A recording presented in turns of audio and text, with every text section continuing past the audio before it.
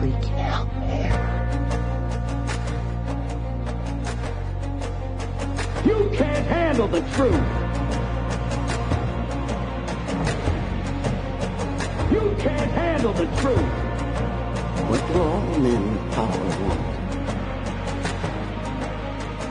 More power. My name is luca-zanna. I was an Italian by birth, and I became an American by choice. Our lives and freedoms are in danger. This is not a drill. If you're listening to this broadcasting, you are the resistance. All systems go. Welcome to Love, Guns, and Freedom. Here we go, guys and girls. Welcome to Love, Guns, and Freedom on KTOX 1340 AM in all United States, FM network. Another Sunday, another show. This is a special Thanksgiving weekend. I want to say something. I want to say before even I start the show, I am grateful. I am grateful to be here in America. It's for me a gift. It wasn't a right, as you know. I wasn't born here. And every year I remember that this is for me was probably one of the most important things in my life. Because to have the chance to say, you know, I lived two lives, one as an American and one past as an Italian. And I can live those two lives in the same life, okay? It's very much like a dream come true, that even with all the difficulties, even with all the imperfections, we know nothing is perfect. And America, we know it is under attack. America, it is not the America that our founding fathers left us. Unfortunately, we let it go.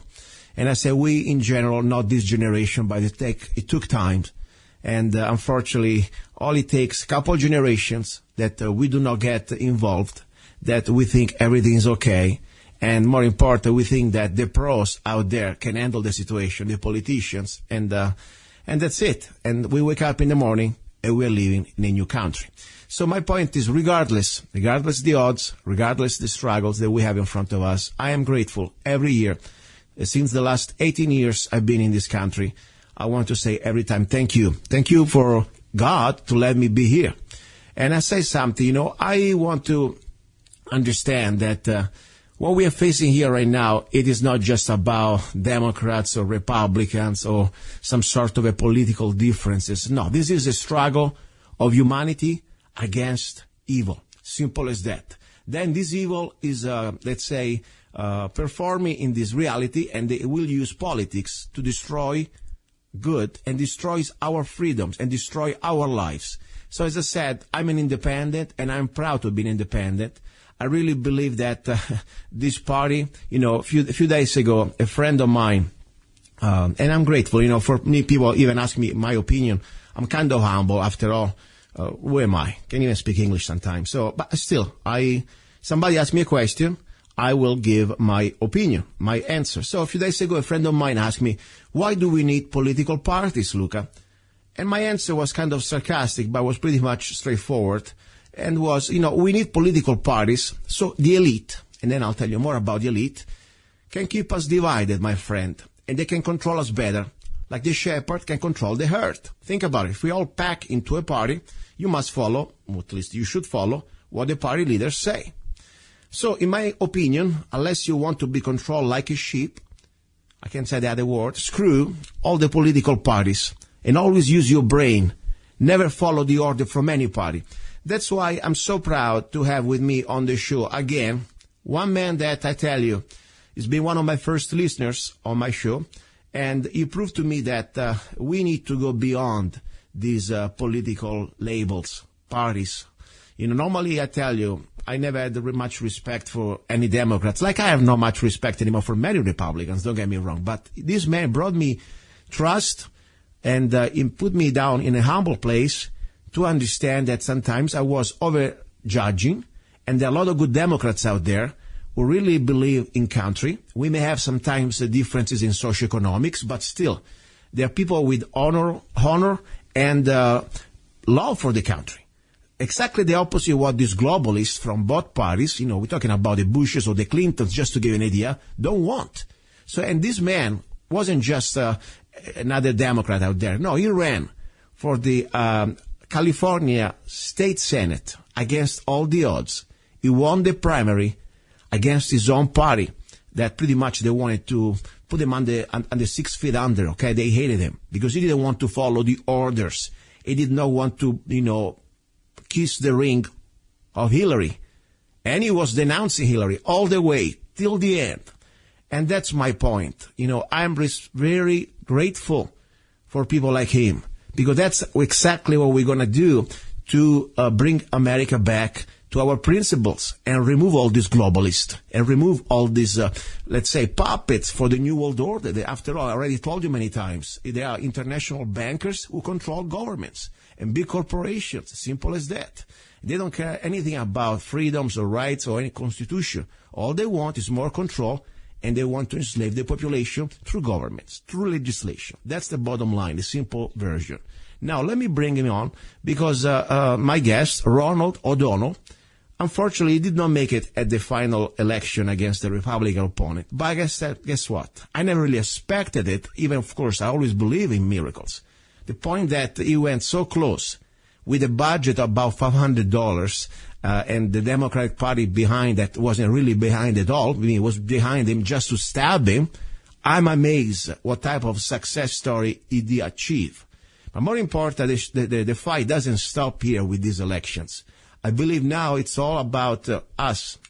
And if you are Republican, that's fine. If you're Democrat, it's fine. But whatever party you are, go back into the fight and keep fighting. And keep exposing the globalists, the elites, these people who infiltrated our parties. Of course, for me, as I said, I wish we didn't have no party. And I believe that what we should really focus on, it is the man or the woman who we want to elect. Think about it. It's no more parties. I vote for the person. And that's what I do now. I vote for the person. I don't care which party label do they have. So that's the bottom line. And let me shut up. Anyway, Ronald O'Donnell, are you there? Hi, Zanna. Happy Thanksgiving. To you, my friend. To you. Happy Thanksgiving to all those wonderful people in Arizona. Alicia, I hope you're on the show listening here right now. I'm coming out to see you and your husband, Rocky. And, boy, I made so many great friends from this show. Wow, that's what great. A wonderful opportunity for me to have the opportunity to just meet so many lovely people. Just wonderful. Thank you, Ronald. Thank you. Give us the update, please, of what happened with the elections. You were so close to become the next California state senator in your district. But, tell us the old story. Well, I'm going to make it 1 minute.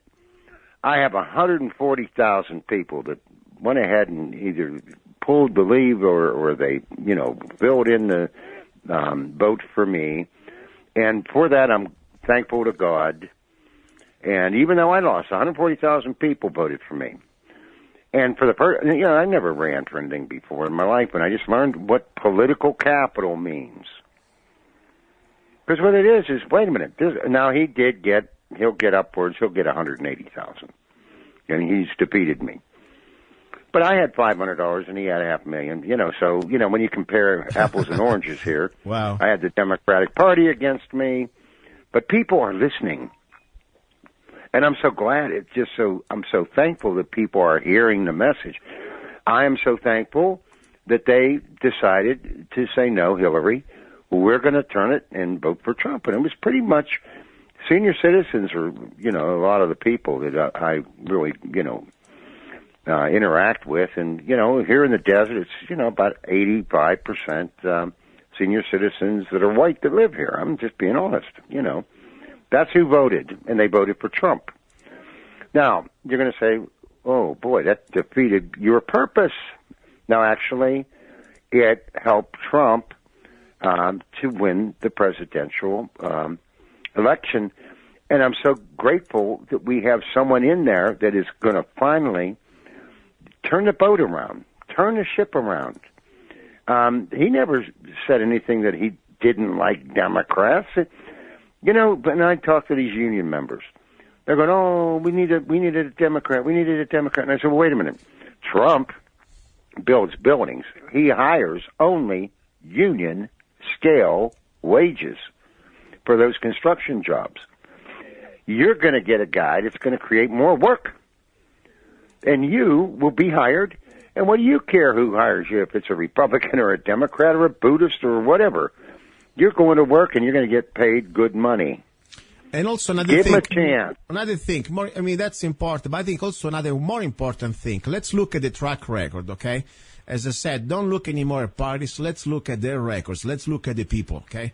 We know very well that the Clintons, and I say both because, of course, when President Clinton was in power, under his administration, NAFTA and CAFTA, one of the biggest stabs in the heart of the American workers, okay? Exactly. Were created. No doubt. Okay, no doubt. We know, not only for us, it was terrible also for the people outside of the border, Mexicans and all the other countries. They got some works. At the same time, they lost also the small farms and many other things. So it was a disaster. It was just good for the big globalists, for the big banks. Now, after we know that these Democrats, at least Hillary for sure, said that she supports the TPP and she supports all these free trade agreements. They're not free trade. They're just, they call it free trade. It is just more corporatism. That's what it is. I believe sellout. It's selling out the American middle class so that somebody in the banks can make some extra money in their back pocket and pay low wages to uneducated people in other parts of the world. Yeah, and my point right there, forget about Democrats, Republicans, anything. Just with their proven records. And Hillary was at least one thing. She was pretty upfront. She supports TPP. She supports NAFTA and CAFTA. Oh, yeah. So how can you... She took the relief for Haiti. People donated, especially the movie stars, millions and millions and millions of dollars to the Haiti Relief Fund. Uh-huh. She never released that money.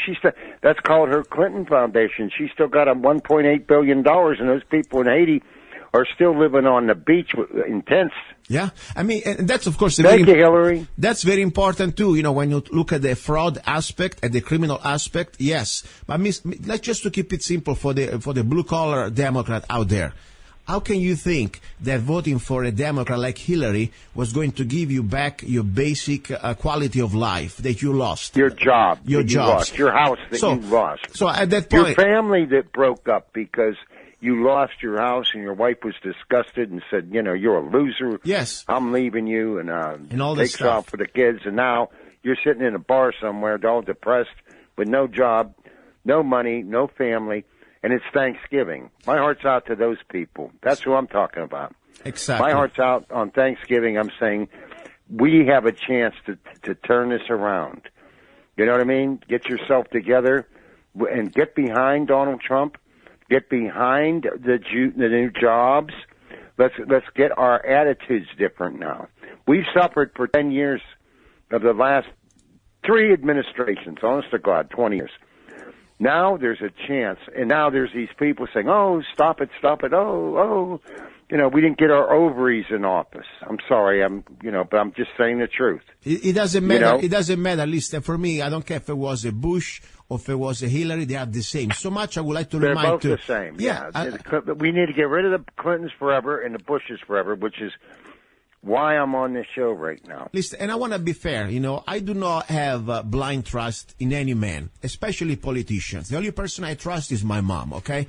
Beside that, I always question everybody. And now it's time to, of course, be positive, but at the same time be honest, and do not just relax because Trump is in. I don't trust him completely. I want to see. I don't either. I want to see. Hold his feet to the fire. Exactly. You said you're going to do this. Do it, damn it. Exactly. Because that can end in 4 years. It can end in 4 years. That's why the power really is in the voters. Exactly. And here's what is disappointing in the state. No, I understand. Of the eligible voters in California, only 50% of people that can vote did vote. Signed up or registered to vote.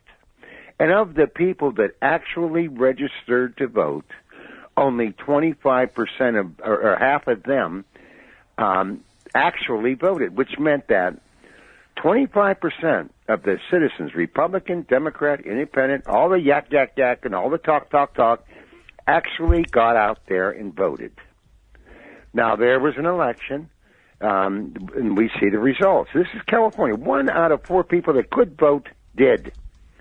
Now you're seeing the streets, the protesters running up and down the streets, and now you have to look at those crowds and realize if you just take the numbers and transfer them to that crowd you're looking at, that means 3 out of 4 of those people never even voted, yet they're complaining about the election results. And I'm saying, if you didn't vote, shut up. No, it is true. If you didn't vote, you get the government you deserve. Yeah, and another thing also, there is also, this is what we are facing now. All these demonstrations, they are not even spontaneous demonstrations. They've been, unfortunately. No, they're paid for. We have proofs. We have proofs. We have proofs that they are, it's like also decent wages. Man, you work better there than working in a factory, I guess. I saw some ads on Craigslist. They hire to protest Trump elections. They pay you like $25 an hour. I mean, that's amazing. Yeah, and you get paid 3 hours. Oh, that's amazing. So you get $75. You think you made a lot of money. Yeah. And you go break some windows and raise some hell, get on TV, with your bandana on. Yeah.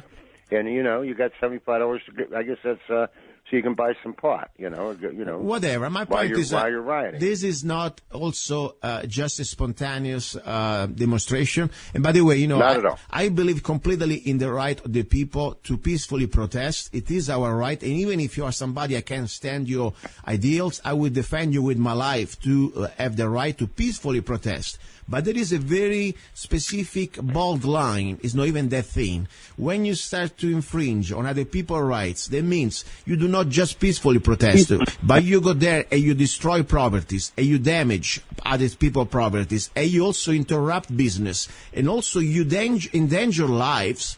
You are no more a peaceful protester. You become, for me, a scumbag. That's what you are. And you need to be dealt accordingly. Because I tell you, I saw situations, for example, on the highway, there was this ambulance with this father who died, unfortunately. He was in the ambulance. He was trying to make it to the hospital. And he couldn't make it because they were, whatever they call themselves, and blocked the highway. I mean, that for me, that's a manslaughter at least, okay? And so everybody else, we have a business out there. How dare you to destroy people's property? How dare you to beat up innocent people just because they have differences of opinion from you? I mean, do you see this video? I played also last Sunday a little segment of this woman in Portland, in Oregon, that she was in her car. And I don't even know how they knew that she was for Trump or not, but they surrounded the car and started to smash her with a bat. And I tell you, I mean, this is really not America. You are, at that point, a complete enemies of freedom. You say that Trump is a racist. You are worse than a racist. You're a coward. All right, I have a warning for the American people that I'd like to go ahead and give them right now about the new information. And this is very, very serious, okay? If you know, the Hillary's vice presidential candidate was, we've never heard of him, huh? I mean, like, who's he, right? Mm-hmm. And all of a sudden, she picked him as the vice president. Well, let me tell you who he was, Tim Kaine. Tim Kaine was the head of the Democratic National Committee before Wasserman. Mm-hmm. So now what I'm about to get to really is important. This is very, very important. Go ahead. He would have been the vice president, which would have put him in place to be the president after Hillary. Okay? Why did she pick him, the head of the DNC? Because of his political connections. And the DNC is only 250 members. Hello? And they're picking the whole candidate for the whole entire party. See? Now, guess who's running for the head of the DNC now? Have you heard? Go ahead. Tell me. The election's January. Mm-hmm. See, what they're doing is it usually is February or March, but they're hurrying it up and they're moving it to like the first week of January so that while we're having Thanksgiving and we're having our Christmas and then we're going to be, involved with our New Year celebrations during the holidays, no news. Nobody will know who they're sneaking in to be the head of the DNC. Because they're so invested in the United States political process. I'm talking about the Middle East. Mm-hmm. And they were so invested into Hillary's campaign, they thought they couldn't lose, that now they're going nuts. And they're saying, well, how can we pull this back? I mean, we've got billions of dollars tied up in the presidential election, and we lost. And it's the Middle Eastern money, buddy. Don't kid yourself. Billions and billions that are controlling the Democratic Party from the top down. Well, now they're sneaking in. My, I guess, opponent, because I'm running against him, Keith Ellison Hakim, Hakim. Mm-hmm. Member of the United States House of Representatives from Minnesota. Wow. Sounds like, well, he doesn't go by Hakim. He don't put Hakim on his name. He just uses Keith Ellison. That was his mother's name. You know, so he dropped his Hakim because he doesn't want the Black Panther Party Muslim affiliation associated with him, okay? But I'm looking at something here. Okay. What I'm looking at is, I said, well, who the hell is this guy? So I went on Wikipedia, which any one of your people can do, and just look up Keith Ellison, representative. And you could do it now while we're listening to the show. Right on Wikipedia, the free encyclopedia. And it's right there. I went, my God. He's not even a Democrat. He's a Democrat former Labor Party member. Mm-hmm. DFL. Does that sound familiar?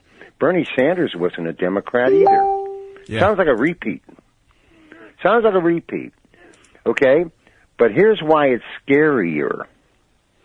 Remember the guy years ago, we forgot about it already, when he became a U.S. congressman. He's the only Muslim congressman in the country.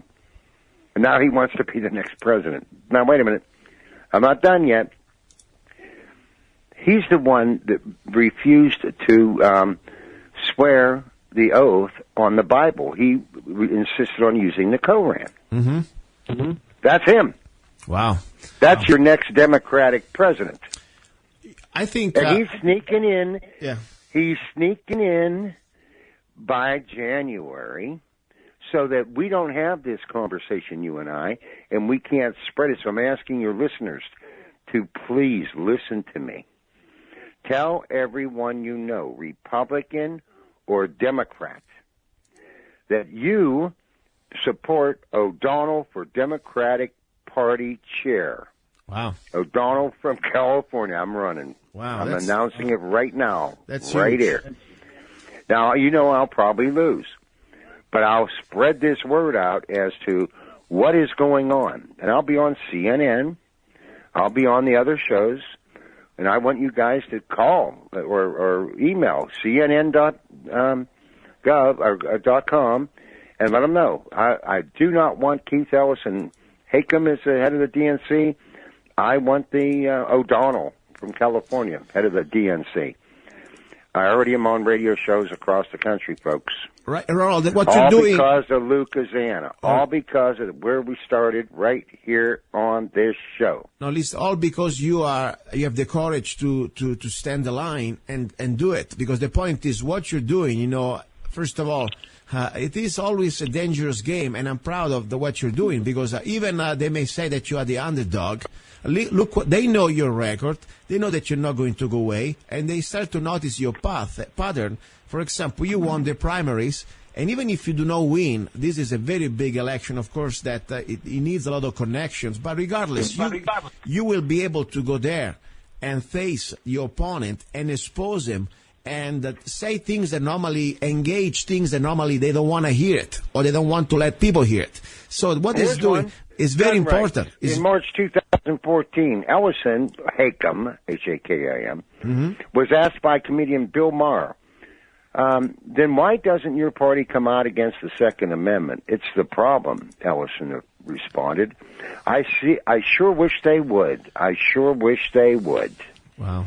In other words, he, in 2014, he gets in, you're not going to have gun rights in America. Now, here we go. He's against the Second Amendment. But listen, that's against us. We know very well, at least one thing, Hillary was saying the truth, okay? One of the few things. She said many occasions, first of all, the Second Amendment is not a right. And more important, what she's looking for is the Australian type of gun control. That means population, law-abiding people, no guns. All you can have probably is a single-shot air pellet. That's the bottom line. Gun control, check it out, guys. In Australia, it's zero. Only the cops and the criminals can have guns. So that's the reality. And you know why? This is not just about because they are afraid that the next shooting out there, they don't care them about the kids. They don't care about anything. What they care is when they take their guns, our guns, then they know that they can take your pension They can take your social security. They can take your property. Like, for example, they're doing right now in Italy. For all these, let's say, refugees that they are forcing and shoving in the throat of European people, like in Italy, they're also taking private properties, and they are giving them, like during the movie Dr. Zhivago, the Bolshevik Revolution, confiscated private properties like hotels, apartments, and giving them to these refugees, mostly from the Middle East, without even proper compensation. That's what it is about. It's control and then total enslavement. That's why these people in both parties, because mostly, of course, then the Democratic Party, but I tell you, the Bushes and the Karol Roves and all the other Republicans establishment, they want exactly the same. They are together into this. So much I would like to remind to my fellow Democrats out there, don't forget that Hillary Clinton was having the support and the official blessing by the Bushes. How can you go and vote for a woman who has the support of the most establishment Republicans? Seriously, that would be already there a wake-up call. Now, Ronald, did you have your life insurance renewed? Well, actually, I don't know if I'm insurable anymore, so I'm not going to bug them. Okay, I'm just going to keep the one I got, at least it'll cover the expenses, you know what I'm saying. I understand. I'm kidding. Plus, I can't afford anymore. I don't make that kind of money. Listen. You know what I mean? Now, question is, I was, first of all, strange feedback we have today. I was going to ask you another thing. Talking about Donald Trump, I want to be very fair with him. There are a lot of things that I wasn't exactly super happy during before even the elections. But, as I said, for me, it wasn't even about voting for Trump. It was to stop Hillary. Because we already knew Hillary, we had no chance. That was done that. That's it. And on top, beside politics, we may agree, disagree. I don't want a criminal, somebody who's supposed to face a jury and charges, to be the next president. Because that was, for me, before even the political differences. If we really believe that we still have a rule of law that applies to everybody, not just to us, the slaves, we need to have the woman stopped. Now, as I said, I would like to give Mr. Trump, President Trump, an opportunity to before we judge him, at least to be in office. Right now, he's not even the real president. He's just the elected president. President-elected, but we need to give at least 100 days, like you said, and we'll see exactly what type of man he is. Meanwhile, one thing really I hope is not going to disappoint us, and let's see what you think about it, Ron, is this. Hillary Clinton, we know that there is so much evidence that any other citizen out there, people like me and you, we were already right now probably in jail or probably, posting bond to get out of jail and face a trial. All I'm asking is that for a fair trial, independent trial, and there are so many things, we don't even need to go through everything. It takes probably an hour.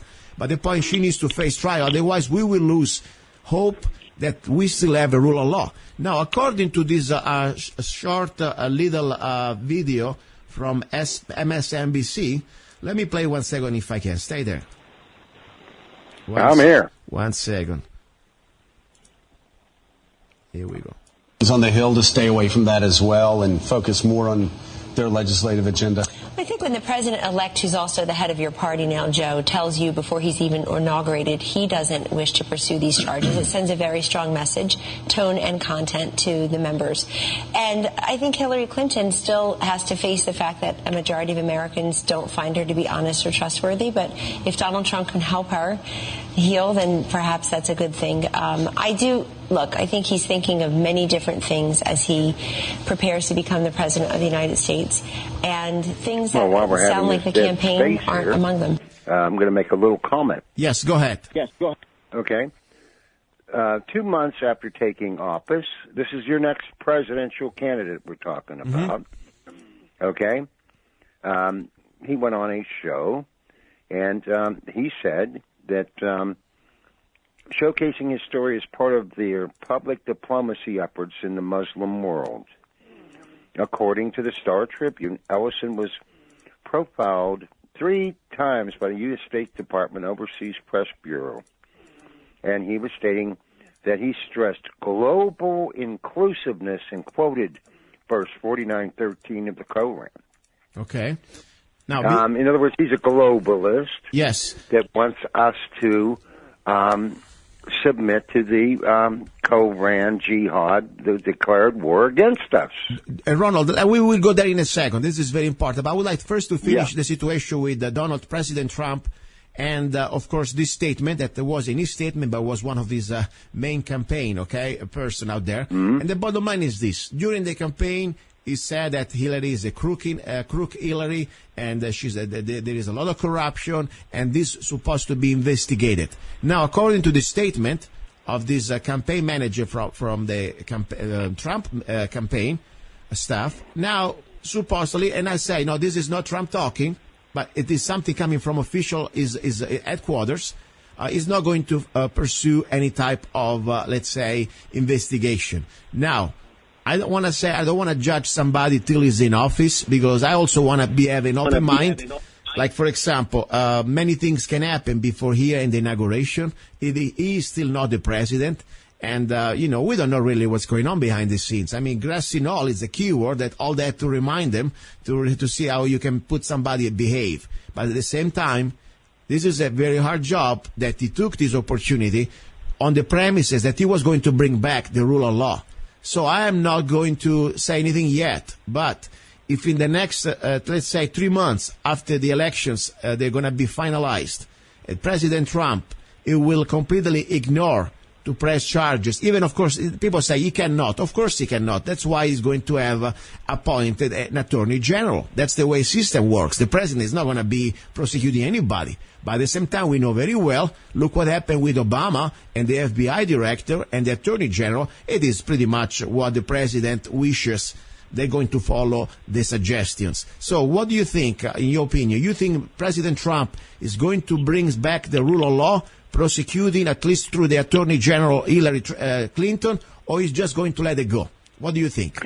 I truly believe that there are 154 FBI agents that have been working on the Hillary prosecution for the last 2 years that I know of, and that they will bring charges after this election and the protesting and all that's over. Mm-hmm.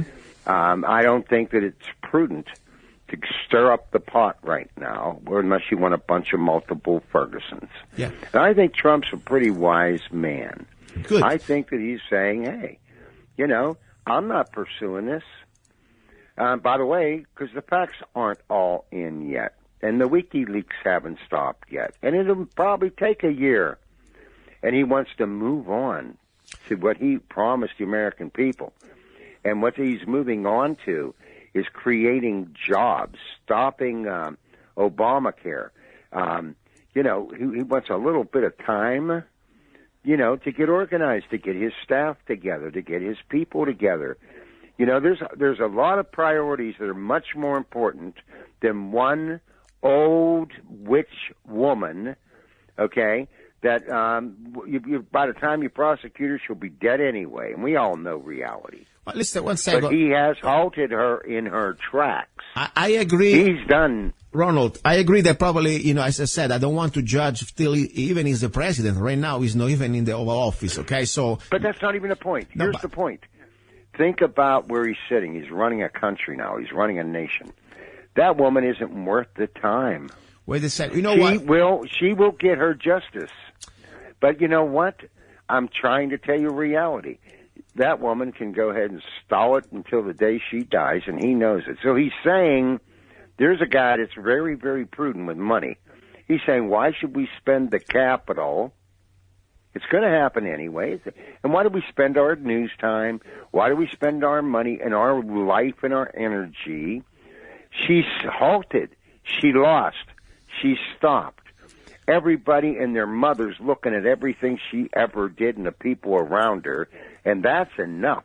I know, Ronald, for now. Let me stop you one second, because I tell you, part of, I can understand, sometimes practical things can be very practical, important, but also there is something that is more important, is the principle. Because anybody else out there will sometimes, make a little infraction. Maybe they don't pay, not even don't pay the taxes. They just write something wrong, or they pass with a red light, or they make a mistake, okay? A pack of cigarettes from the 7-Eleven. Exactly. I mean, they 6 will. months. 6 months. They find you with 1 ounce of pot in Arizona, you become a felon. I mean, there are so many things that they throw the book at us like slaves.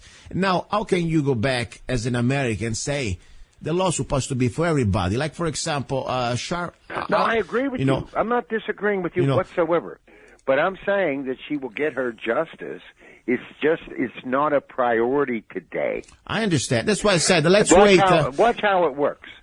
The way these guys are magicians, they're professionals. They are actually well ahead of the curve on this.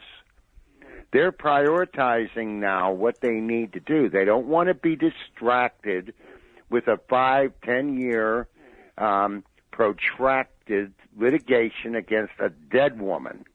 She's already dying. They'll never get her prosecuted. They halted her when she lost the election. That was the victory. They beat her. She can never recover. She'll get indicted, but by the time they do, she'll be in a hospital, she's an old lady. We will see. And she's sick. We will see. Hillary, she'll be in some hospital somewhere. She's already ill. And when they do, put the paperwork out there, it'll take about a year. It won't be news anymore. We will see. I believe that the American people, regardless what she's going to be or not, this was for me one of the biggest example. That's why I really said, guys, this is not more about politics. It's about now we have somebody who is completely breaking every laws that we have. And she's done. Okay, she's done, Luca. We will see. Let me just read you something else. Your next president that the Democratic Party is going to hand you, okay, to pay back for Trump. Here he is. Mm-hmm. Okay. As a law student, and we're talking now about the Democratic Party, he's a shoo-in, by the way, unless we do something about this. As a law student in 89 and 90, Ellison wrote several columns under the name Keith Ellison Hakem in the student newspaper, the Minnesota Daily. Ellison wrote that Farrakhan is also not an anti-Semitic. He's anti-white, but he's not anti-Semitic. Mm-hmm. And he called affirmative action a sneaky form of compensation for slavery, suggesting instead that white Americans pay reparations to blacks. Now, here we go with the race card again. Here we go with the Muslim obligations that the jihads have placed on in their minds, their imams. But he's coming in as the president of the United States in the Democratic Party.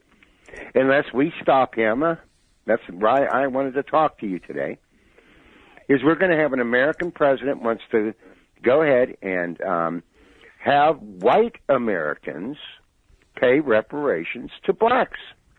And they give about 10 citations of this. That's how, he actually got elected. Because he's from Detroit first. Look what they did to that city. And then he moved to Minnesota, I guess because he couldn't stand where he lived. He ruined it, so he moved on. But my point now here is, do you see the danger here? The Democratic response to Hillary's trouncing is to bring a black Muslim, Islamic, I almost said terrorist. I can't say that and be correct. But he supports them against American citizens, specifically white ones. Now, I happen to be one of them white ones. My family is, and I'm not apologizing for that. No, wait a second. But if I would get out there and say, we're going after black people, I would be called a racist, wouldn't I? Yes, and if I want to be fair. But he can run for president and say that he is against white Americans? Ronald, it's sad. This is so wrong what they're doing because, first of all, we need to be accurate. We need to know history. First of all, I don't think the fact that we're supposed not to be guilty for somebody else's crimes, number one. Let's say if 200 years ago somebody made a mistake or broke the law, what? I'm going to be paying for them? That's ridiculous. Number right. one. I mean, it's just a matter. All it is it is an excuse. Furthering the divisiveness in this country. He's furthering the racial divisiveness. Yes. He's furthering the protesting. He's furthering the destruction of the United States of America because that is the goal of jihad.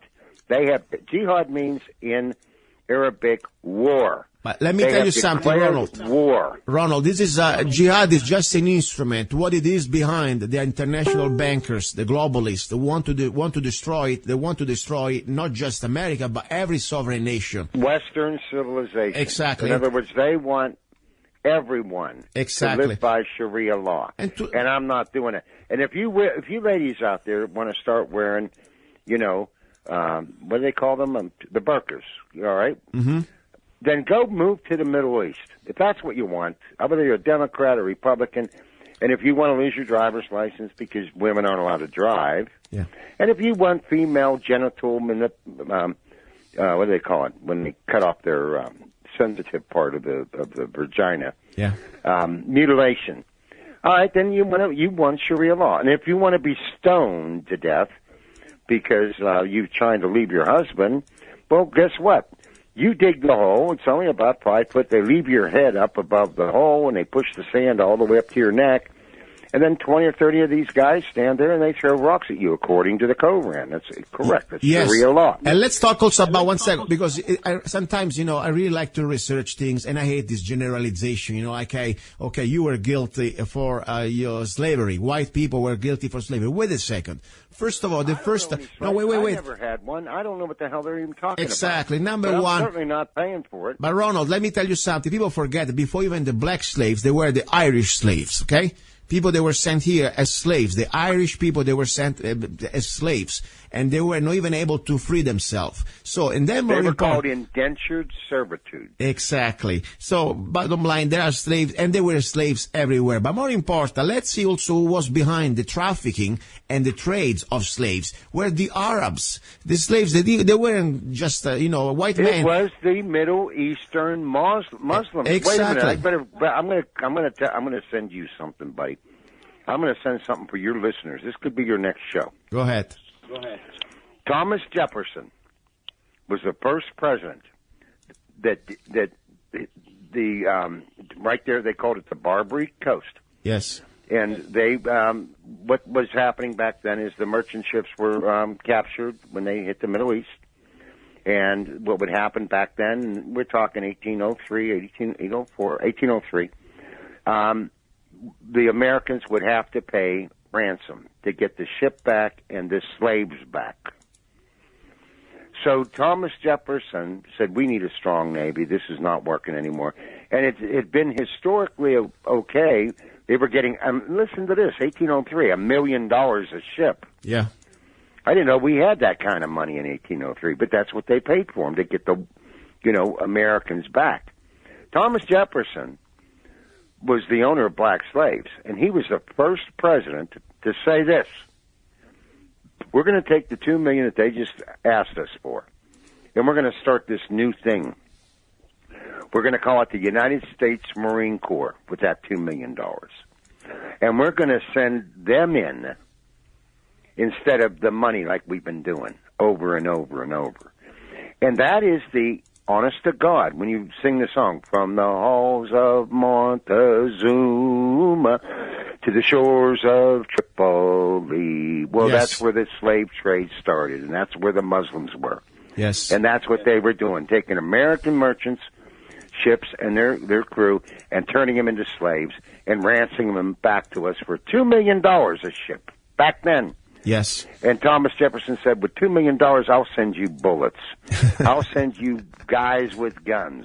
I'll start the meanest, baddest Marine Corps in the world, and that's what we have today, proud Marines. My guys. Wow. That I'm proud of. On Thanksgiving, thank you, Marines. But here's what we're doing. This guy wants now to run the Democratic Party. I hope you guys are listening out there, Marines. This guy is not going to make it in that office. We cannot permit this to happen. Ronald. That's why I'm running against him, and that's why I'm so a website. Ronald, I want to give the opportunity for the listeners to, first of all, find how to can contact you, because, you're going to need support. And at this point, anything helps, even volunteering. Absolutely. So how can people contact you, or do you have a website, email, whatever you want to give? Go ahead. Well, for openers, what we're doing is we're putting together a national campaign. starting, honest to God, yesterday, and that's just coincidental that you called me today, and we're going national. I have people in Virginia that are helping me. I have people in Tennessee, Florida so far, now you in Arizona. I don't have any help here in California, so I don't know where that's going. But I do have political capital, and my people are all contacting. Our first approach is to hit CNN.com and object and protest. We do not want Hakem. We want O'Donnell. We got to get it in the news media. So if I can get any people that are activists that truly believe in America, that want to preserve our country, we need to interact and intervene here. And I'm going to ask you to go ahead and write to me. It's this is an email address, RNLD, O'Donnell, ODONNELL, at AOL.com. I'm going to repeat it, RNLD, and my last name, ODONNELL,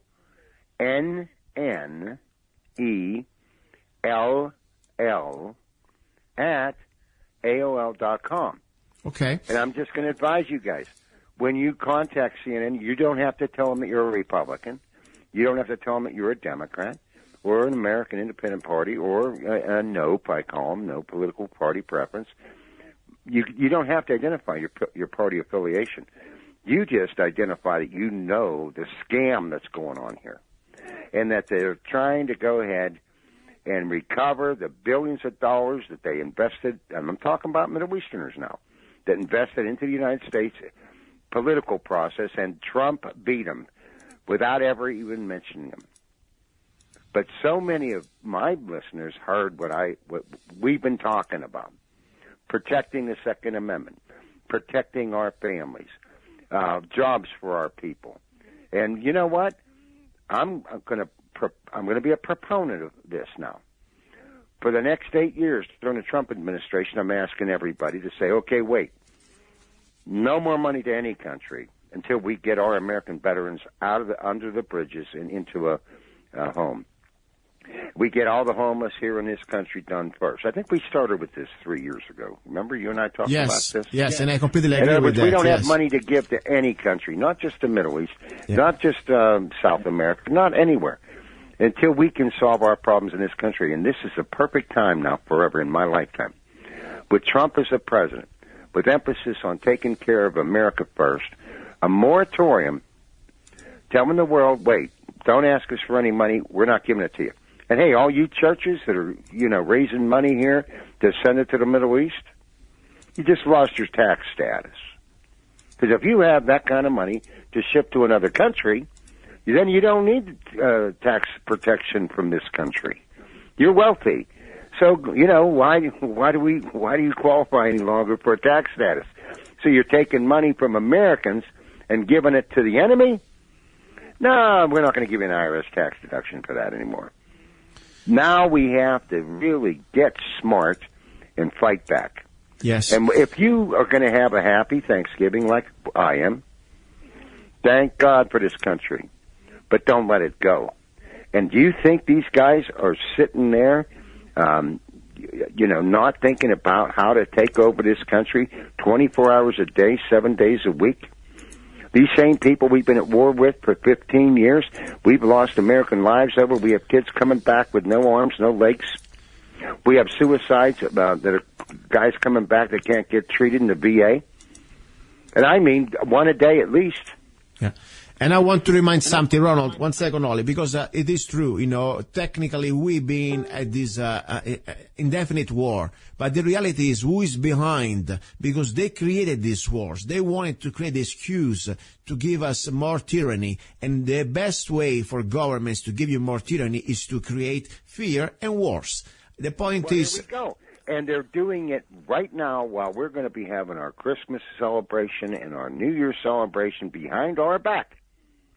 Keith Ellison Hakem is running for the head of the Democratic National Party, and he's a shoo-in, according to CNN News yesterday, and that America loves his diversity, and they love his, taking away the gun rights of Americans. Well, that would be great for the Middle East, that we're at war with, if you could disarm Americans. Wait a minute. This is happening while we're all sleeping. And I'm saying, wake up. We didn't win anything with Trump. Okay? We won something, of course. But we can't go to sleep now. We can't just rest on our laurels.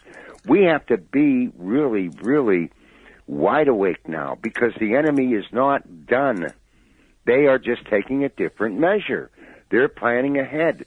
And I caught them yesterday. This is important. We can't go to sleep right now. This is true. This is our freedom right here at stake, and that's what electing this guy means. In 8 years, you're going to have the Muslims, and you're going to have the riots for the next 8 years with this guy. That's what he's all about.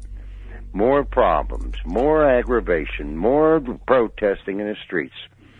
Did you see Obama stand up yet and say, hey, everybody, knock it off with the protesting already?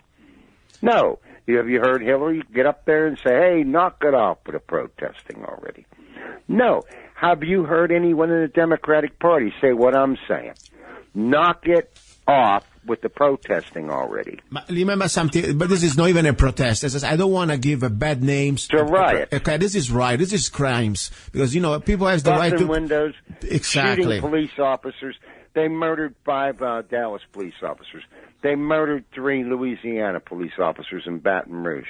They murdered 2 in New York that were sitting in their cars eating lunch. They weren't bothering anybody. And then they just killed them because they wanted to. And then another week later, they shot 2 more guys in the back of the head while they were eating a sandwich. I know. And it goes on. They shot one last night. Yeah, this is terrible. They shot one in Clay. There's been over 180 police officers shot because Black Lives Matter. Listen, this is no excuse.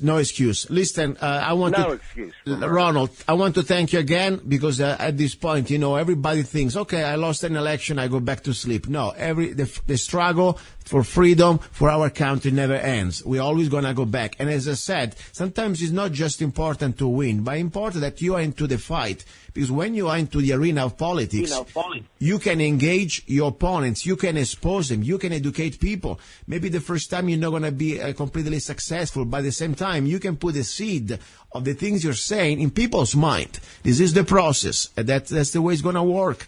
And I say we cannot stop. I want to say one thing before I go ahead. First of all, I want to thank everybody for even listening. I'm being humble more and more every day. I receive emails from, as I said, Scotland. I got email from Germany. This one is from somebody from Chicago that I don't even know how they listen to the show, but I know it's through the internet, of course. The station is it's a local station here in Mojave County in Needles, California. So I want to say this gentleman, his name is Curtis from, Tamaroa, Illinois. I want to say thank you, first of all, for your kind words and for your support. He is one of my Zanna Coffee customers, and I remind you, that's the way we can keep the show completely free. That doesn't need to rely on parties' allegiances or any type of, political affiliations, or I don't care here. As I said, we say whatever we want. We have no rules. The only rule is freedom and respect for each other. And of course, we have to comply with FCC rules. But beside that, we can create our own format. There is no any type of allegiance to man or to party. It is all about freedom and individual rights. So I want to say thank you, Curtis, for your support. And everybody out there who wants to support the show, I want to remind you, you can go to www.zannacoffee, Zanna, Z-A-N-N-A, coffee.com. And with the bag, any purchase of any bag of coffee, there is a special of 3 bags for about $30, pretty much. Organic coffee, different blends, produced by myself. You can support the show. And also, if you have, let's say, little budget problems, maybe you can have, $20 for coffee or whatever, with just $2.99. $2.99. You can go to zanna.us and ZANNA.us. And you can find my new ebook. I also wrote an ebook. It's called Lyrics and Poems. It is a compilation of all my songs and poems that you can download at Amazon.com. Okay? $3, a coffee, cheap coffee. And I appreciate it because more important is not even about me. This is about that sometimes I feel very tired. Sometimes I say, I should do other things. I got so much stuff to do in my life. I don't need a radio show. I don't even want to be on the air. I never wanted to be the talk radio guy. Couldn't care less. But I tell you, I realize how important every one of us, like Ronald is doing, we get engaged to wake up each other and try to help each other, to learn from each other. This is about the stake, it's freedom. That's all it is about, okay? This is not entertainment. This is not a show. So please support the show. Go to zanna.us, download a song or two for 99 cents, or get an ebook, or get zannacoffee.com. That's all I can say. Ronald, I give you the floor. 1 minute. You can say whatever you want. Go ahead. All right. I want to say happy Thanksgiving.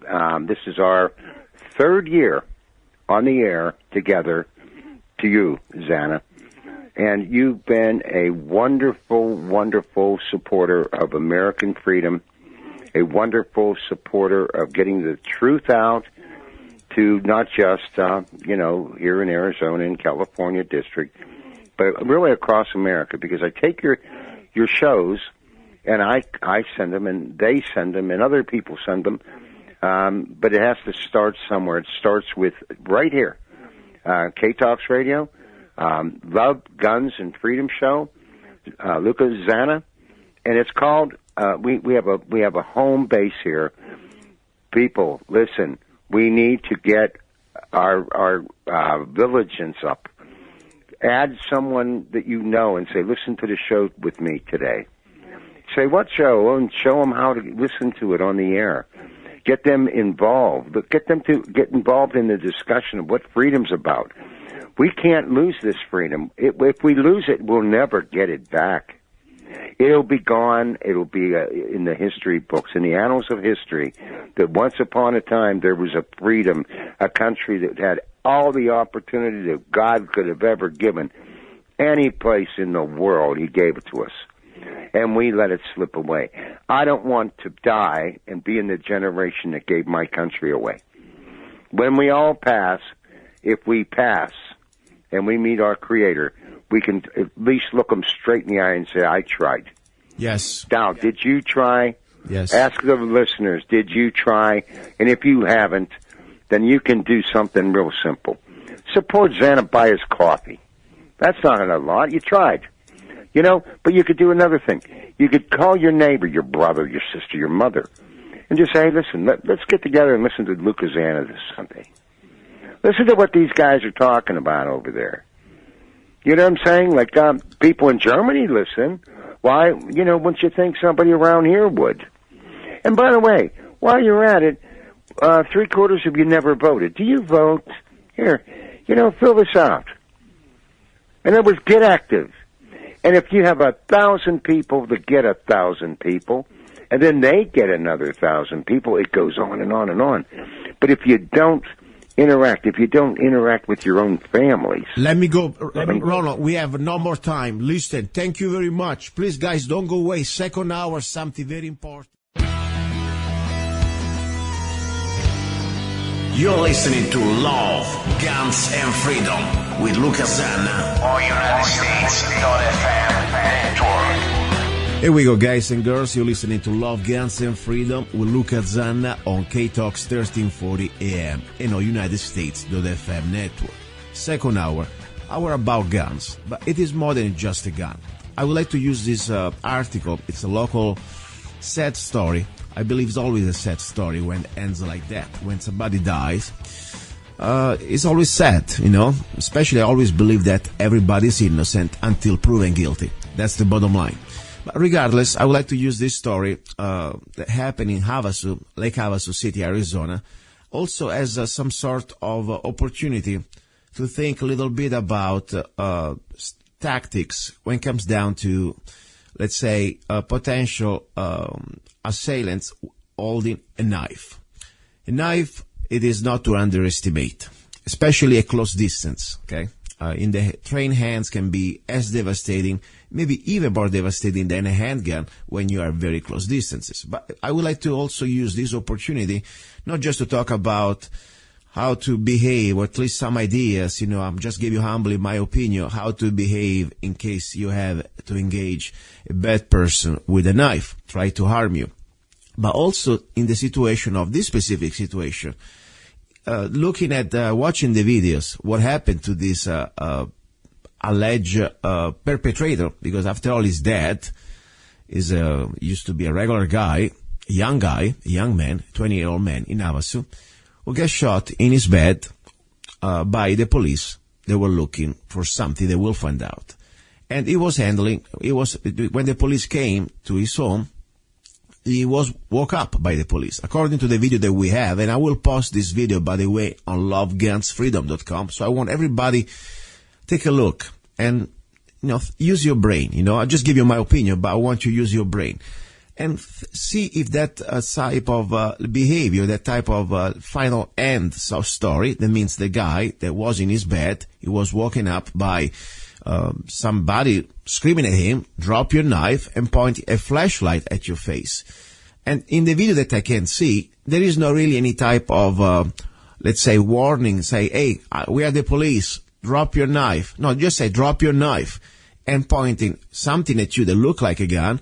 Be on the other side of the flashlight when somebody point the flashlight at you. Honestly, I don't know, could be anybody, in my opinion.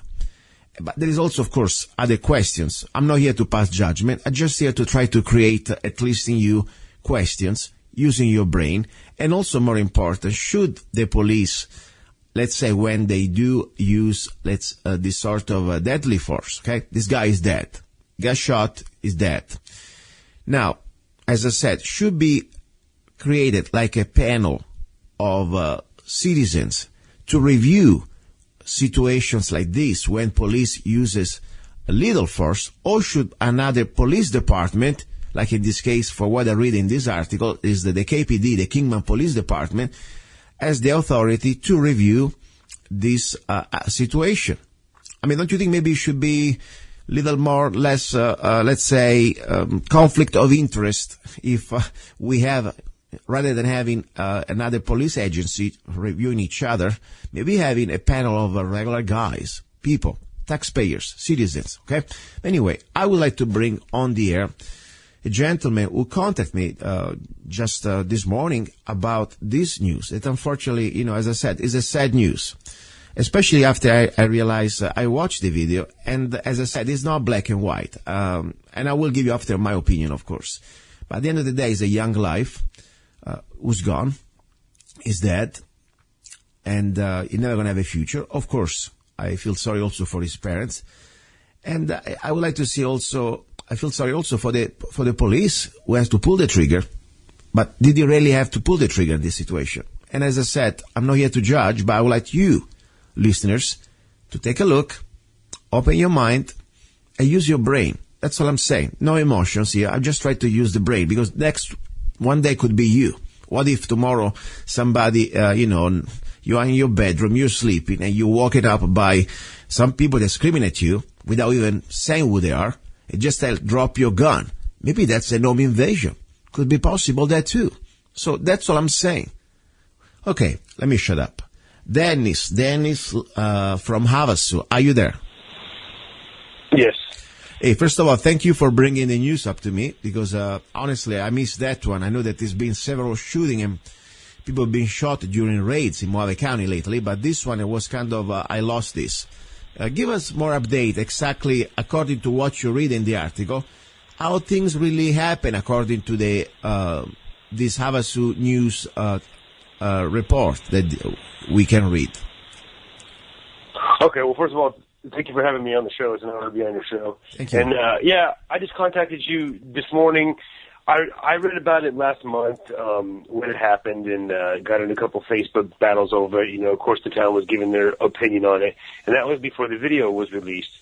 And then I forgot all about it, and this morning I woke up to the video, and I watched it, and I just was disturbed by it. I mean, and I understand, and you had explained to me when I had actually contacted you about a knife can be a very deadly threat, and I understand that, and I thought about it. And then before even coming on the show, I went and I sat down and I read more about it, and I thought more about it, and I started reading some of the opinions of the people, and it's just some of the things that they're even writing on the forums are just cruel. I mean, this was a young man. I mean, and I just don't think he deserved death. Yeah, he probably was a bad kid, but just does not sit right with me. Like you said, so many things. And then the investigation by the, supposedly impartial, neighboring Kingman Police Department, it just doesn't sit right, and it's just very disturbing. And this was somebody's son. And I guess what actually happened was there was a disturbance that he was probably on drugs or drunk. We don't know, but he was obviously disturbed, and he was having issues, and he broke some things in the household. And the father said that he had called the police for help. I mean, remember when parents used to call the police on their children for their own good, without any fear that they were going to be killed, and it's just, so I guess the police, that's when they went into the house. But I mean, like, as you said, they went into the bedroom. There was 4 of them. You see in the corner of the video, they have those big yellow tasers. Those things are powerful. This was a frail kid that I'm seeing, and I don't know. I respect the job that the police do. I don't even try to say that I understand what they go through and that I would even know what to do in a situation like that. But I don't think I would have shot him. I don't know. I just can't get past. When I see the video, it's very disturbing. I just can't understand it. Dennis, let me play a few minutes. I know that probably it's not going to give the same idea when you watch it, but for the listeners out there, I'd like just to give you an idea for what we can see. This is pretty powerful video, and I think even just through the audio, we can get an idea. And of course, as I said, go to lovegunsfreedom.com. I will post the link with the article and, of course, the video. And I really believe we should watch this, because this is something, as I said, today happened to this young man. Tomorrow can happen to maybe to your son, to happen to yourself, okay? So, one thing go ahead, Dennis. Really quick, sorry to interrupt, and just so I don't lose my train of thought. As you said that, what if, who knows what was going, what if something harmless was going in your house, but your neighbor was offended by it, and your neighbor didn't like it? So then the officers burst into your house, and you didn't know that it was them, and they shot. I mean, it just doesn't seem right. I don't know. I mean, for me, Dennis, as I said, from outside, according to the information that I have, and I'm not just even reading the news, because, the news, after all, is just sometimes a press release given by the police, okay? Yes. I don't believe anything, because sometimes they got it down, but it's difficult to find the real. They weren't there, first of all. They were just reporting what the officers told them. That's the story. So I think that's not the story. But the video is pretty powerful. What are their tasers for? I mean, you'll see the taser in the video if you go watch it. What are those big, expensive tasers for? I mean, for me, that would have been a situation for the tasers. Probably. I must tell you something. I want to be fair on both sides. If somebody is trying to charge me with a knife, I know that the taser, many people, they may be also, let's say, not really responsive to the taser. And I show you before a video, and I would like to show everybody, all you have to see, there are several videos out there of motivated, dedicated opponents with a knife.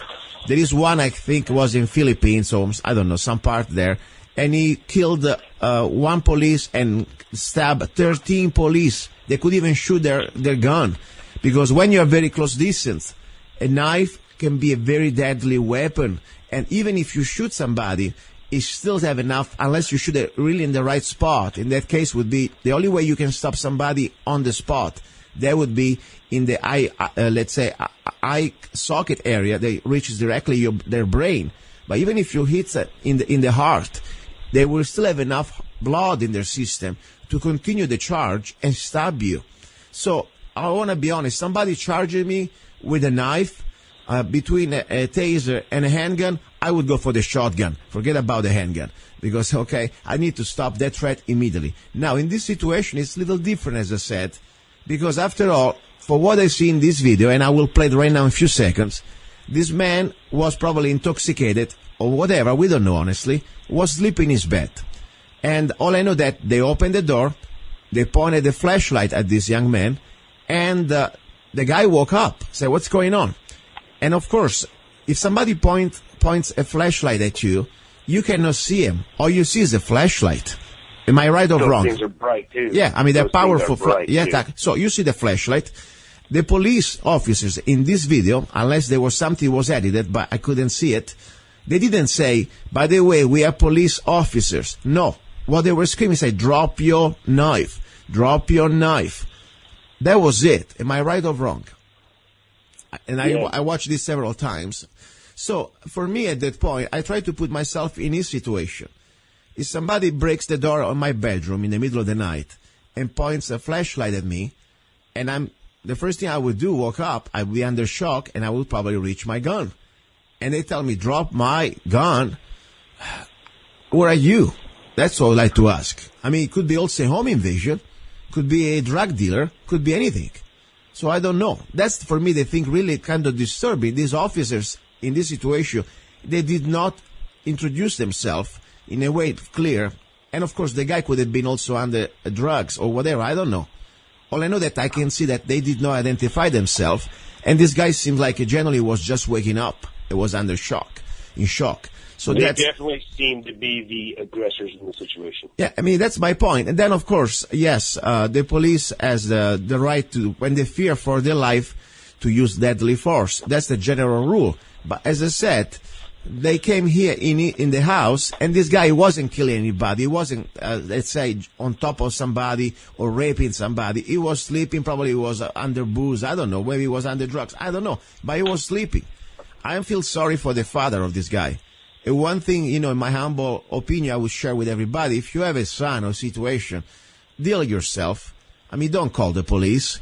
Try to avoid, because this is not the first time. I read in the news in different states, mother calling the cops because his son was getting, I don't know, loud or whatever.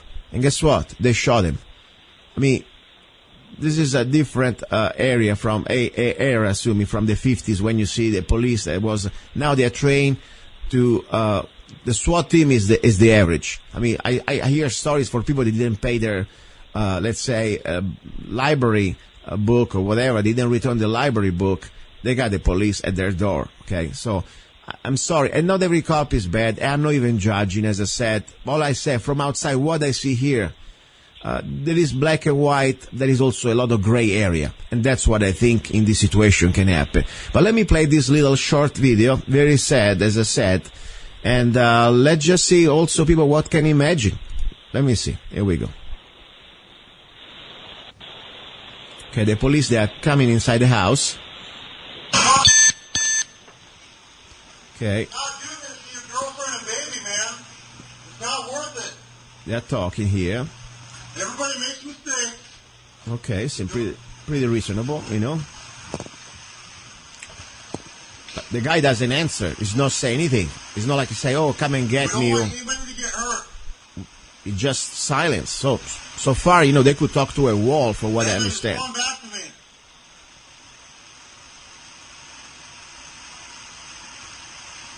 Okay.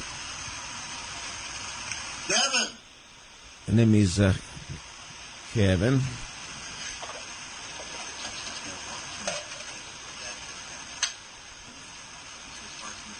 Okay, they are preparing here. They have a ballistic shield they're using.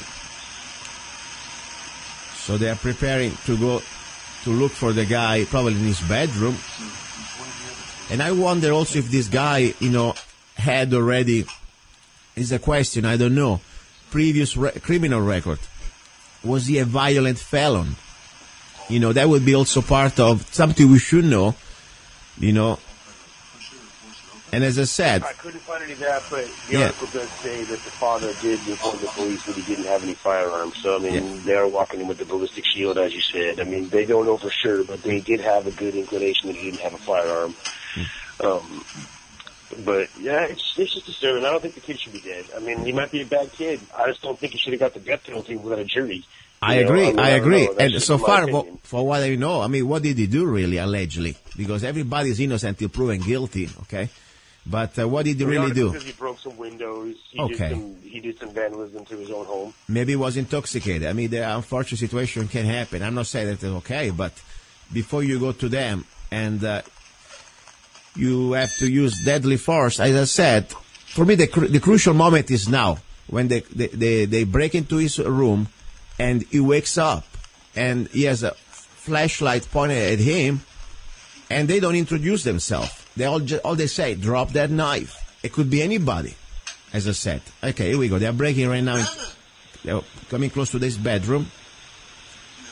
Not the sound. Not the sound yet from the other side. Here we go. Now,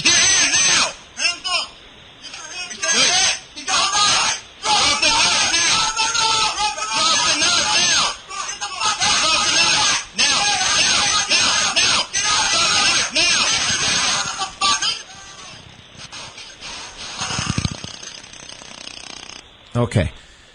Are you still there? Yes. Okay, and that's very sad. As I said, for what I see the video, the light is completely in his face.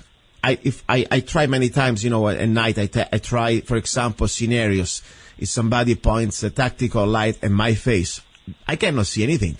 It's all completely white, okay? So honestly, for what I see from here, this guy maybe was just woke up, and all he saw was a big flashlight on his face and somebody screaming at him. He had close to him a knife, and he didn't let it go. I mean, it's kind of human instinct to self-preservation in this case. Probably wasn't not a smart thing to do in this situation if somebody has a gun, but do you even really know that somebody else had a gun? Maybe he couldn't see it, honestly, when you are blinded by this flashlight. What do you think? Yeah, I totally agree with that. I mean, I think I didn't actually think about being blinded by the light, and that just reinforces my opinion. I mean, now that even makes me think, you didn't even know they were officers. They weren't screaming they were police like they usually do. They didn't announce they were police at all, and where was that? I mean, it's just, and they were in his home. They entered the home.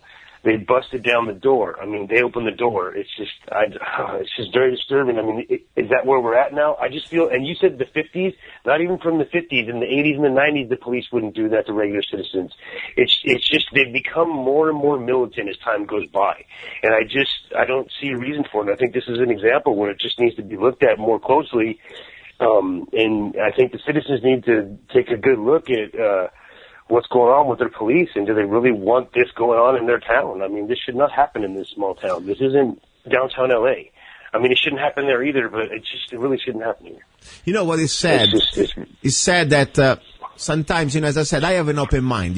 I always believe there are good people and bad people in every field, in every area, in the regular people, police, fire department, doctors. It's humanity, okay? There are good people and bad people. Then, of course, there is a situation sometimes, especially when you have the bad training or the wrong training. It's like, there is a proverb, I guess, the fruit doesn't fall far apart from the tree. If you have a very militarization of the police like we have right now, that the training is no more about the Constitution, it's about peace officer preserving the peace. No, it's about law enforcement. That means every law. Even if somebody has a stupid law, there is no victim, they will do everything to follow the orders. And of course, sometimes you can do things in different ways. I mean, as I said, you can serve a warrant in a smart way, or you can break down with a bulldozer everything just because you have to justify the budget. And that's unfortunately what we're doing now in many situations. But as I said... Yeah, that's a really good point. Because if you serve a warrant in a reckless manner, you can actually put law-abiding citizens in danger, too, and I'm sure that happens a lot. Yeah. And it's just, I mean, some of the police forces are driving tanks now. I mean, almost. They're armored vehicles. What do they need those for? I mean, it's ridiculous. For example, everybody has a different situation. Let's say, if you already know that you're serving a warrant to, I don't know, somebody who has a long record of felonies and violent felonies especially, okay? It's a different scenario if you go to serve a warrant to somebody that is still innocent until proven guilty. Okay, that's the bottom line. So I think it should be also judged that situation. But also another thing, I really believe that we should always use our brain. I get really sad when I see no matter what the people in uniform do, there is always a justification. There is never a use, whatever they've done is right. No, wait a second. They're human beings. There are good people out there. And there are also people that they deserve to have at least a serious examination. Because I believe when you wear the uniform, and my grandfather was a cop, okay, in Italy. So I don't come from a family that hate cops, I believe that it's a risky job. It's a noble profession when you do the right way. But at the same time, you should be really above the average person. You should have a line of conduct that is above. And as I said, the idea for me to be a policeman is to save lives. That's the idea, and to keep the peace. That's, unfortunately, the trend has been changing now. That's the reality. But more important, we should use our logic. And I said, here, I'm not an investigator, I'm a regular guy, but just watching this video, when I saw that they did not introduce themselves as a peace officer, as a policeman, that's the first question that I would like to say. Wait a second, how this alleged perpetrator, or whatever you want to call it, for me is a victim right now, because he's dead anyway, how can he know that you were cops at all? That's the point. Just because you were screaming or talking to yourself like 2 rooms away, the guy probably was drunk, sleeping in the bed. And all he knows, last thing he remember was a flashlight pointed at his face. I mean, I'm not being biased. As I said, I also have the other side of the argument. I completely justify the little force. If somebody's charging me with a knife, no, I'm sorry, I'm not going to play taser. Because taser, if you are a guy that probably is intoxicated, you're not going to feel it. So be sure. And I tell you, you can do the test. And now we talk about the second hour is about guns. There are many videos out there. You put somebody at 21 feet, okay? You give him a plastic knife. Do this experiment if you can. With a friend. Of course, no real gun in your hands, okay? A plastic handgun. Or even just your fingers, okay? Your hand. And you say, okay, at that person, you charge me now with your knife. And you must have some sort of a stick. Something you can really, hit you, okay? And then you have your plastic gun in your holster. And you will realize that at 21 feet, a regular guy or even girl without any special fitness, no, I'm not talking about Olympic Games material. I'm just talking a regular guy who can run, okay? Guess what? He can jump on you before even you probably able to, unless you have a good training, you're able to deliver, present a gun against him. If you're able to shoot 1 round, you're lucky. And I tell you, 1 round is not going to do it. The guy is still going to have enough blood pumping his veins to completely stab you more than 1 time. So I understand the other situation. If there is somebody with a knife at 21 feet or less, way too close. I'm not going to play the taser part. But at the same time, this situation is a little different.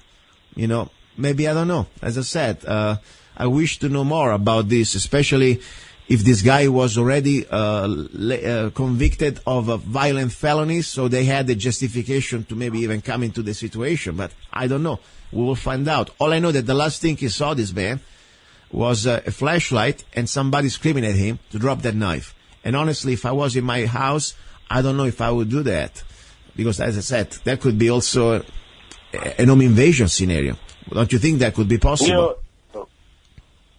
And reading some of the comments, a lot of people are really making the point of that when an officer tells you to drop something or do something, you do it, and that's what you do, and that's the law, and that's what you're supposed to do. But this is a little bit of a different story because, yes, they entered his home. He was laying in his bed, and they shined the lights in his face and did not announce themselves.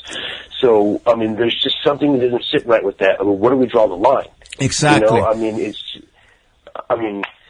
You know what he said also, that very is disturbing. What he said, that normally you elect the sheriff, but all these police chiefs, they're all appointed. That's very disturbing, in my opinion. I don't care which town or which city, okay?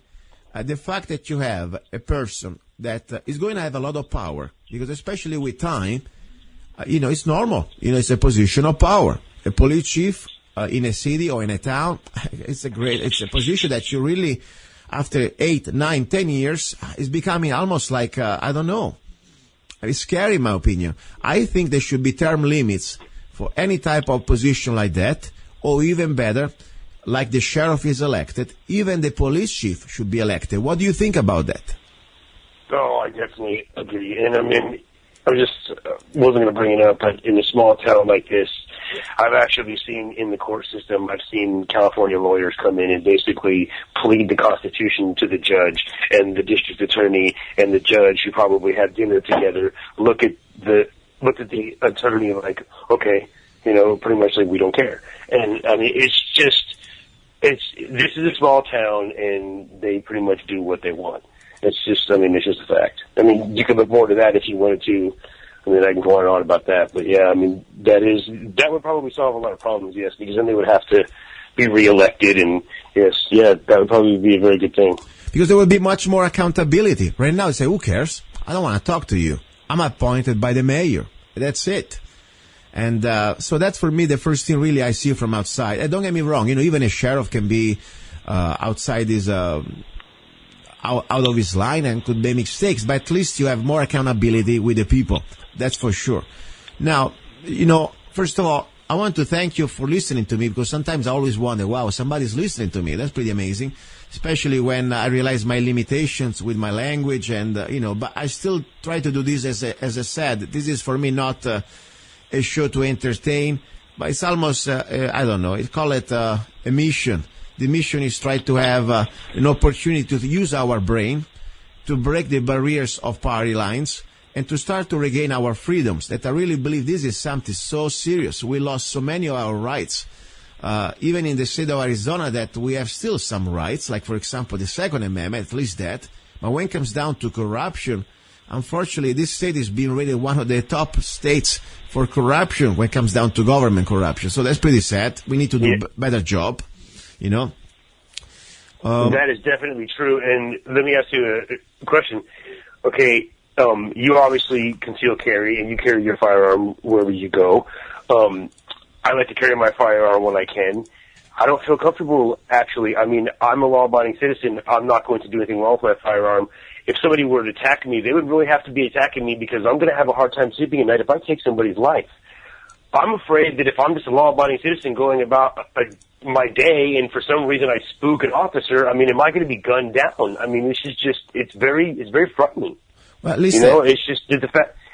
They have, you see some of these videos, and as I said, I'm not one of these guys, Black Lives Matters. For me, all lives matters. That's the situation, okay? There are some people that they deserve to be shot, and some people I really believe they did not deserve to be shot. But the point is true. We saw in some of these videos that just because the guy was carrying a gun on him, it seems like almost that was okay. He had a weapon, and so what? It's called the Second Amendment. We all can have weapons, especially in Arizona if you're a law-abiding person. So, and I tell you, I want to also be fair on the other side. I've been pulled over by DPS a couple times in the past, and they knew that I have a gun because I also have a CCW.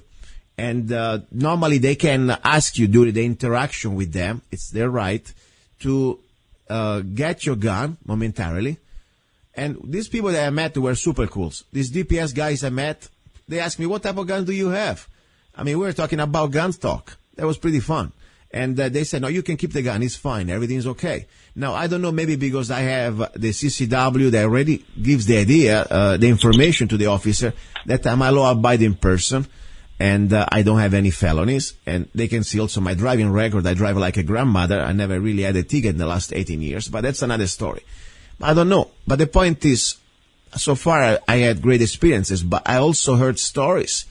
People, just because they have a gun, they tell you and they treat you, and they point the gun at you just because you have a gun. And normally that what happens when there are, for example, police officers coming from other states, that they have a mentality, California mentality, and they even know the laws. They still think that just because you're a citizen has a gun, you must be a bad person.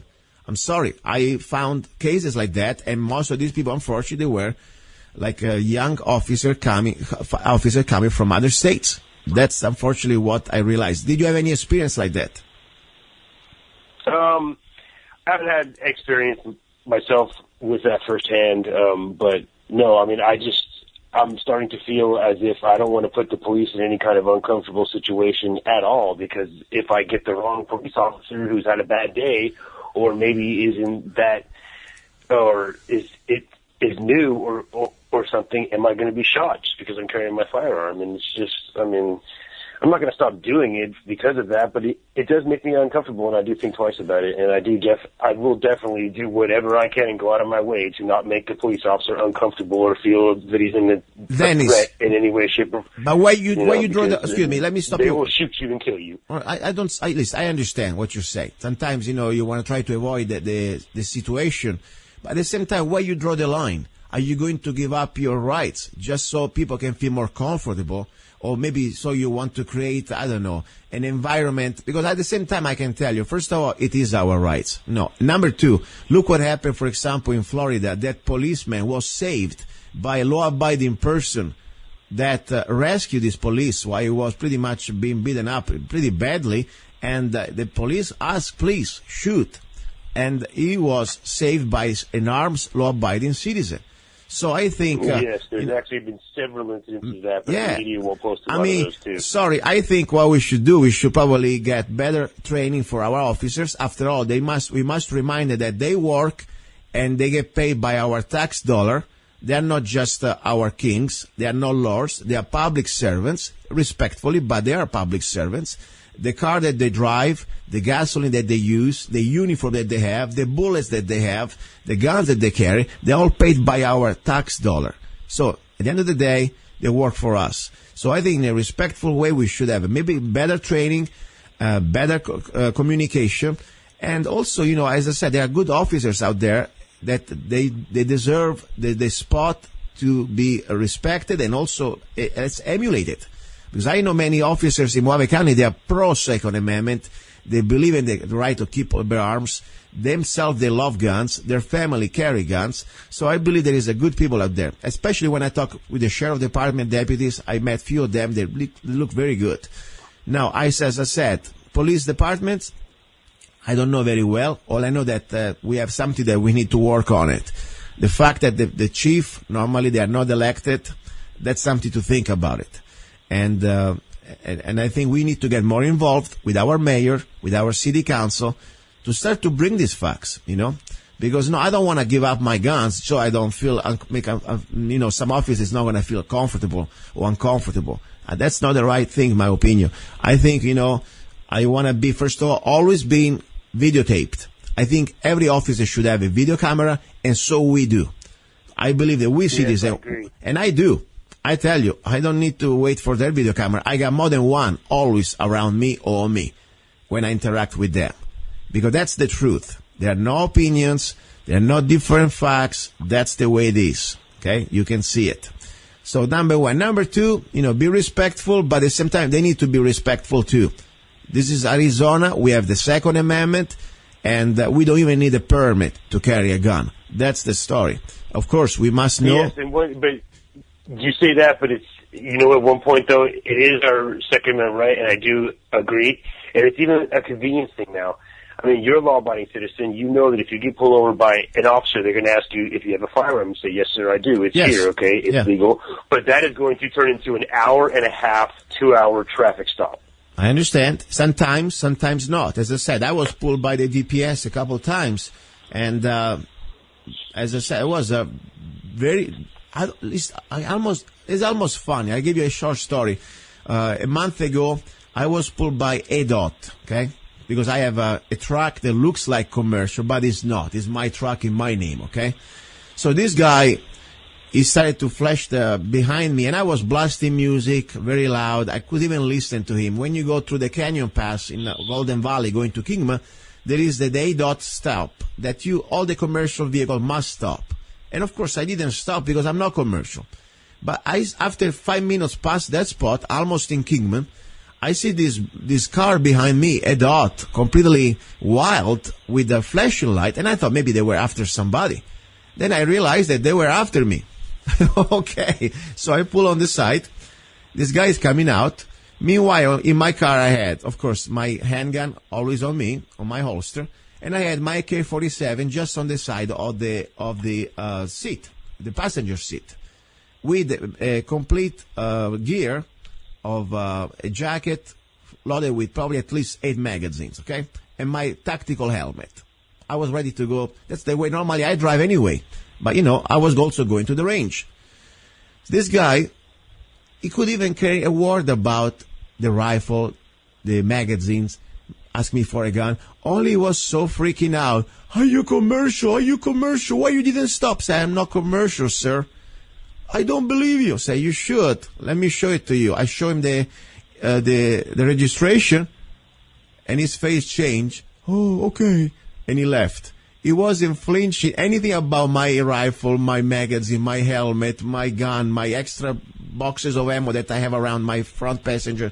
So that was kind of interesting. I don't say that everybody's the same, but that was of course, ADOT for me, it's kind of a bad word. Sometimes I believe that why should you even carry a gun to pull over a truck, for violation, Yeah, But, I just said that Let me just tell you one funny incident, though, just real quick. I was going through Parker one time during the 2 float coming from California, seeing my kids, and I was driving through, and I got pulled over by an officer, and I think he was kind of new because the senior officer came and he actually calmed things down, and he told him to let me go.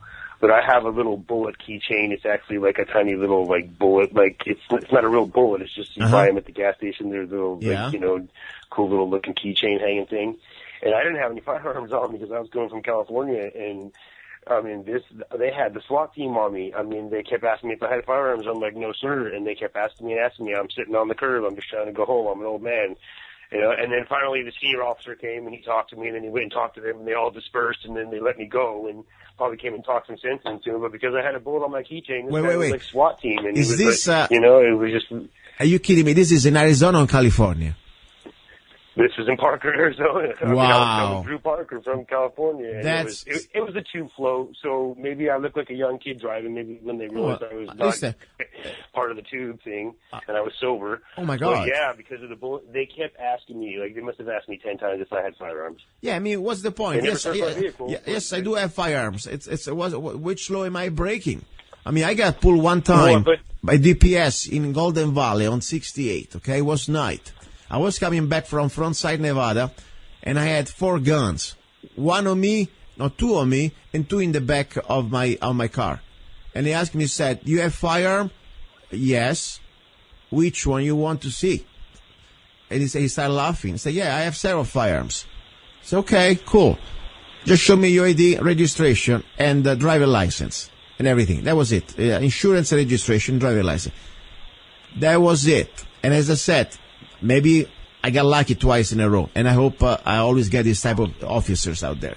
But for me, somebody, I would like to know the name of the officer. You know, if it was my situation, after this is over, I would like to get their name, and I would call his superior, and I would write a letter to the editor, and I would say, "Wait a second, you need to go back to school, because if you pull me over and you get me all the drama just because you see a bullet or an ammunition, not the bullet, a round on me, forget about the fake round. Yeah, forget about it as a keychain. I'm allowed to carry a 100 round magazine on me as a pendant if I want. Okay, this is Arizona, it's not California. Okay, I can put bullets around me as a jacket if I want. I can put a wig made of bullets, okay? And still, shouldn't give you any drama, but which law am I breaking? There is no law that you're breaking. That's it. And after, I would get their name, and I would start a civil lawsuit for harassment and violation of rights. Let's see how they start to learn fast all the laws of our state and our rights, okay? You play with them in the smart way. And I actually thought about it, and I do have California plates, and I was coming from California, and it was the 2 floats, and there was a bunch of people, which I didn't actually realize at the time. So, you know, they probably thought that I was from California. It doesn't matter. And I think the guy was new. But, yeah, I mean, it really shouldn't have took me an hour and a half. Listen, I'm no lawyer, but even if you're from California, if you're a law-abiding person, okay, that means you have no felonies or other situation that you are not allowed by the law to carry a gun, you are still an American person here, okay? And you're allowed to open carry, to have, still you're on the state, you're under the state law. Not because you're from California, you are now, when you're in Arizona, you cannot have a 30 rounds magazine. You cannot bring it back to California, but you can have it here. You can have also open ammo in front of your car if you want to. You're also allowed to open carry your gun or conceal carry as a constitutional carry with all of us. As I said, I'm no lawyer. I'm not giving you legal advice, but the point is they should treat you like anybody else, not because you got a California license plate. Anyway, Lisa, any questions? I totally agree. Any question you have? This is supposed to be the hour also about guns, and we're talking a little bit about guns too. This is something, we try to get some sort of information. First of all, do not underestimate the knife. That's for me the message of today's message. Of course, unfortunately, this guy, is a sad opportunity to explain this story. But the point is, for law-abiding people out there, if you have to face, hopefully never, but the threat, somebody's trying to, threaten you at close distance with a knife, do not underestimate it. A knife, you go on YouTube, you can find many videos. Put just like a knife attack or machete attack. You can see how devastating can be, deadly can be a knife in the hands. Doesn't even need to be a trained hand. All needs to be a crazy person with enough adrenaline, with enough, let's say, also drugs, or even just dedicated opponent. Somebody doesn't care that you have a gun. They will charge you. And do this experiment. Get a friend, give him a plastic knife or just a stick. Get your plastic gun. Do not get a real gun. Get a plastic gun. Put it in your holster. And try to see with it how far, you can really be safe before you're able to present the gun into the fight and deliver a controlled pair, 2 rounds in the center cavity mass of the opponent who is charging with your knife. You realize that 21 feet is very much almost nothing. So that's something I tell you, it's a good opportunity to train. Normally you don't train like this at the range, You can train at home. There are many tools right now. Beside the plastic gun, there is also a gun that I invite everybody to look at that. It's called the SIRT, S-I-R-T-E, SIRT. And hopefully I pronounce it right. It's a gun looks exactly like a regular gun, but of course it's different in the color. And it has a laser. Normally the main model is the Glock, but now they did different other models. And every time it's very realistic, same weight, fits in your holster, dedicated holster, and every time you squeeze the trigger, there is a laser, like you're shooting at something with a real gun. So you can really see if you're able to hit somebody. And you can also see how fast you can deliver the gun into a fight. So something that normally in the regular training at the range you don't do, start to get more realistic. Because I tell you, unfortunately, criminals may have more difficulty to find a gun. And that's not true because they always can buy a gun on the aftermarket. But for sure, everybody can find a knife. That's a fact. Any question you have, Dennis? Well, no, I just want to say that I totally agree with you, and I thought a lot about it, about the danger of somebody coming at you with a knife.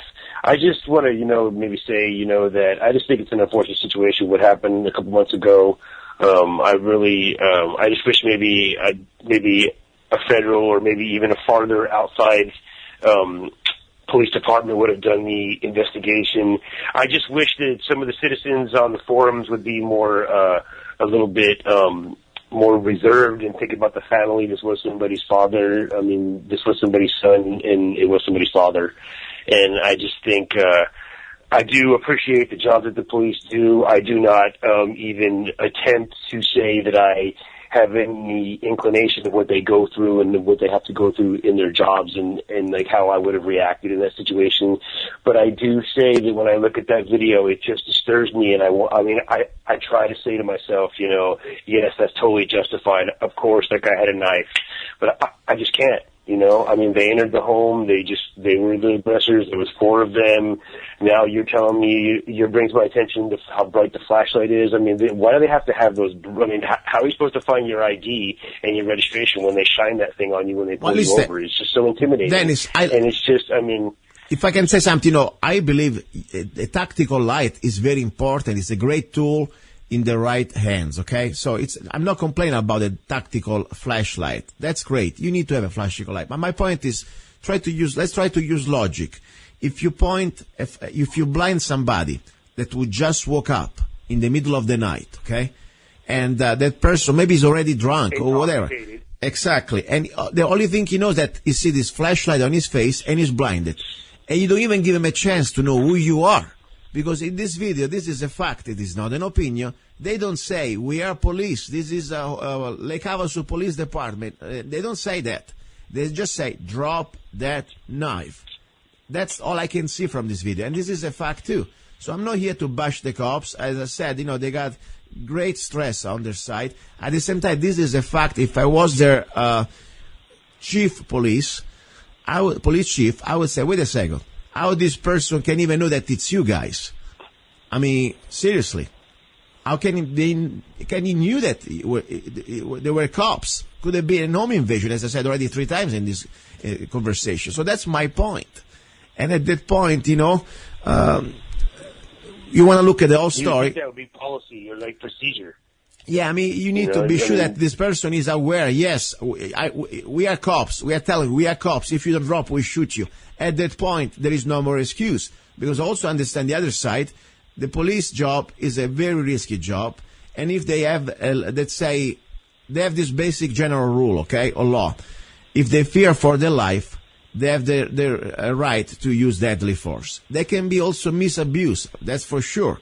But at the same time, I also want to see the other side, who would apply it as a job, for the job of a cop, if every time you have to squeeze the trigger, I mean, you have to think that they can always somehow sue you no matter what. They're still going to sue you. I mean, the point is you still have the right to sue anybody. But at least if you can demonstrate that you really had fear for your life, like as a citizen, you know, I cannot go out and shoot at people just because I feel like it. I need to be sure that I can articulate that I have no other alternative to defend my life, and I was really, genuinely fearing for my life. That's the bottom line. And so the cops, you know, they can fear for their life. That's the point. So my point is, in this situation, carrying a firearm is a responsibility. It is a huge responsibility. Right there. You need to be in fear for your life. Even if you are in danger, it does not give you the right to automatically take somebody's life. You need to be in honest fear. You need to be able to lay your head on the pillow at night and tell yourself that you genuinely feared that you were going to lose your life if you do not kill that other person. You have no other option. Exactly. I don't feel that officer can do that. I mean, I'm not him, but I don't really think he can lay his head on his pillow at night and tell himself that he felt that he had to shoot that kid. I'm sorry. That's just how I feel. I understand. And as I said, you know, for me, the point is, as I said, if the officer, they would have introduced themselves when they opened the door and said, we are police officers, drop that knife. And at that point, I completely said, you know, okay, they have a case. But in this situation, they will look at this video. By the way, listeners, I want your opinion. You know, I'm not here to be right. I just tell you what I think and what I see. But one thing I ask you, please, don't use somebody else's brain. Don't use my brain. Don't use Danny's brain. Use your brain, and don't use emotions. Not because somebody has a uniform means that is God. Okay, uniform always it's a very great responsibility. I remember when my grandfather was a cop, you know, even was in Italy. You know, you need to deserve the uniform. You need to live above the average standard. Uniform, it is not a tool for power, but is a tool to use good and to preserve good against evil. That's the way I look at a uniform. So that's what I'm saying. I mean, there are mistakes can be made by everybody, even by people in uniform. That's my point, you know. So don't just because. And on that note, go ahead. If you comment on any kind of Facebook and any kind of forum, in fact, I'm kind of hard to hear, so I'm sorry if I'm interrupting you. No problem.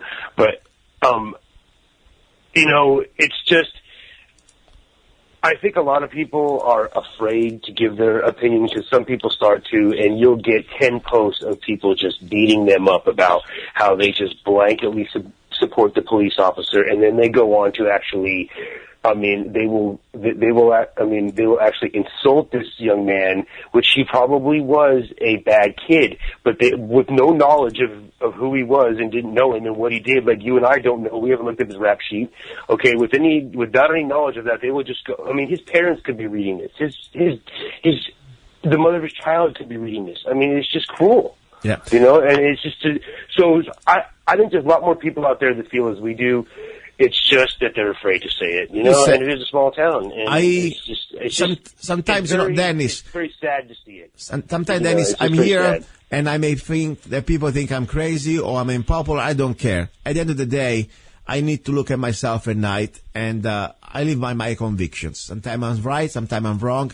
But I never want to be shy or never want to modify my beliefs just because people may think or may not have the courage to say the things that I say.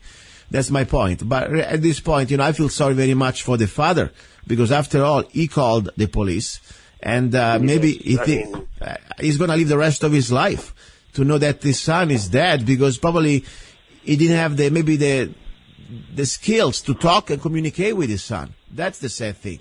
You know?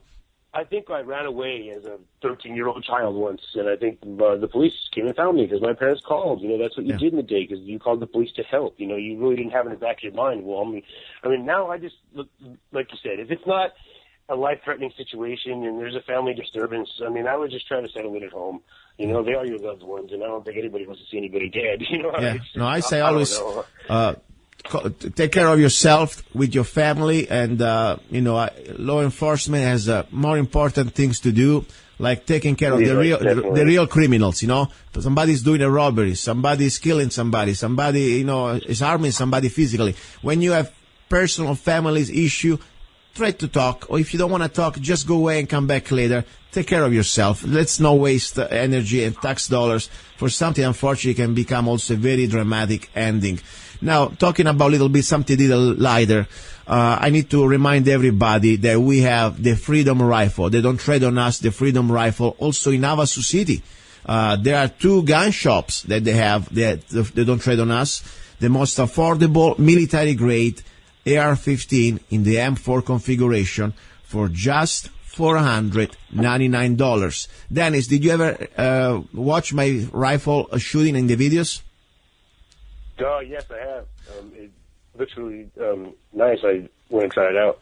Okay, one time, well, I like to do that. Next time I come to Phoenix, to Havasu, I will give you a ring a few days before, and I will bring the rifle, and I would like you to shoot it with me, okay? So you can give me your opinion. Oh.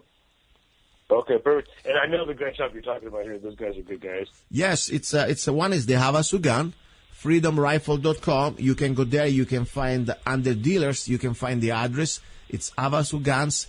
Carry the rifle that is selling many rifles. I tell you, they're doing a great job. And of course, the rifle doesn't come just the rifle for $499. That, by the way, it's made in the U.S. You got lifetime warranty. Not even the big companies do that. But also what you get a removable rear sight, military-grade A2 type sight, that you have a flat top, so you can put everything you want. If you want to put optics or anything you want. The rifle is made all in the U.S., and also you get a free T-shirt, Don't Tread on Us T-shirt. You get a free copy of the Constitution in parchment. You can beautifully, display on the wall. Then you have a downloadable CD, Don't Tread on Us, and you have access to the ebook online, How to Become a Rifleman. And what else? Oh, on the ejection part of the dust cover, it's laser engraved, Don't Tread on Us with American flag. All that for $499. As I said, getting this rifle, not only you get a great rifle for yourself and for your family, but also you help and support this show. Because as I said, I'm not begging for sponsor. I create my own sponsor. I create my own products. So if you live in Havasu, please go to Havasu Guns, 2115 McCulloch Boulevard North, and the phone number is 928-302-1991. But there is also another gentleman, it's called Elk Ridge Firearms, that I can give you the phone number, is an FFL dealer who sells the Freedom Rifle, 928-486-7734, 928-486-7734, and I appreciate it. That's all I want to say. Listen, I give you the floor. You got the last 60 seconds. Whatever you want to say, anything related to anything about guns and freedom. Go ahead. Well, as I said, and sorry if I've been kind of off the mark here, but it's kind of emotional. But it's just a small town here in Havasu, and I think you had a really good idea here. I think maybe the people here need to get more involved politically, and maybe some term limits at the city level.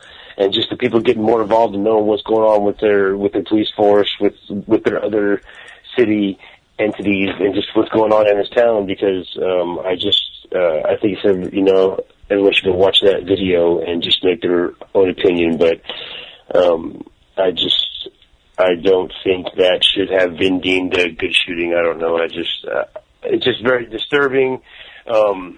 And I just really hope that everyone will go watch the video and make their own opinion for themselves and voice their opinion, maybe even to the point that they write their congressman. Very good. I already have. All right, Dennis Lister, thank you very much for your input and for letting me know about this sad story and also to be on the air. By the way, guys, ready for our number 3 is going to be about love. Maybe I will do a nice Italian recipe.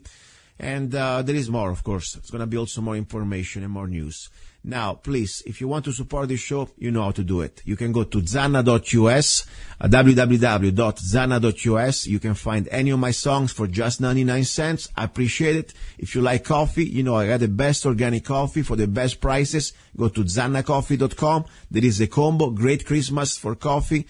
And then, of course, the new ebook, that's something you can find also on zanna.us, lyrics and poems. So that's the way you can support the show. Now, ready for hour number 3? Let me shut up.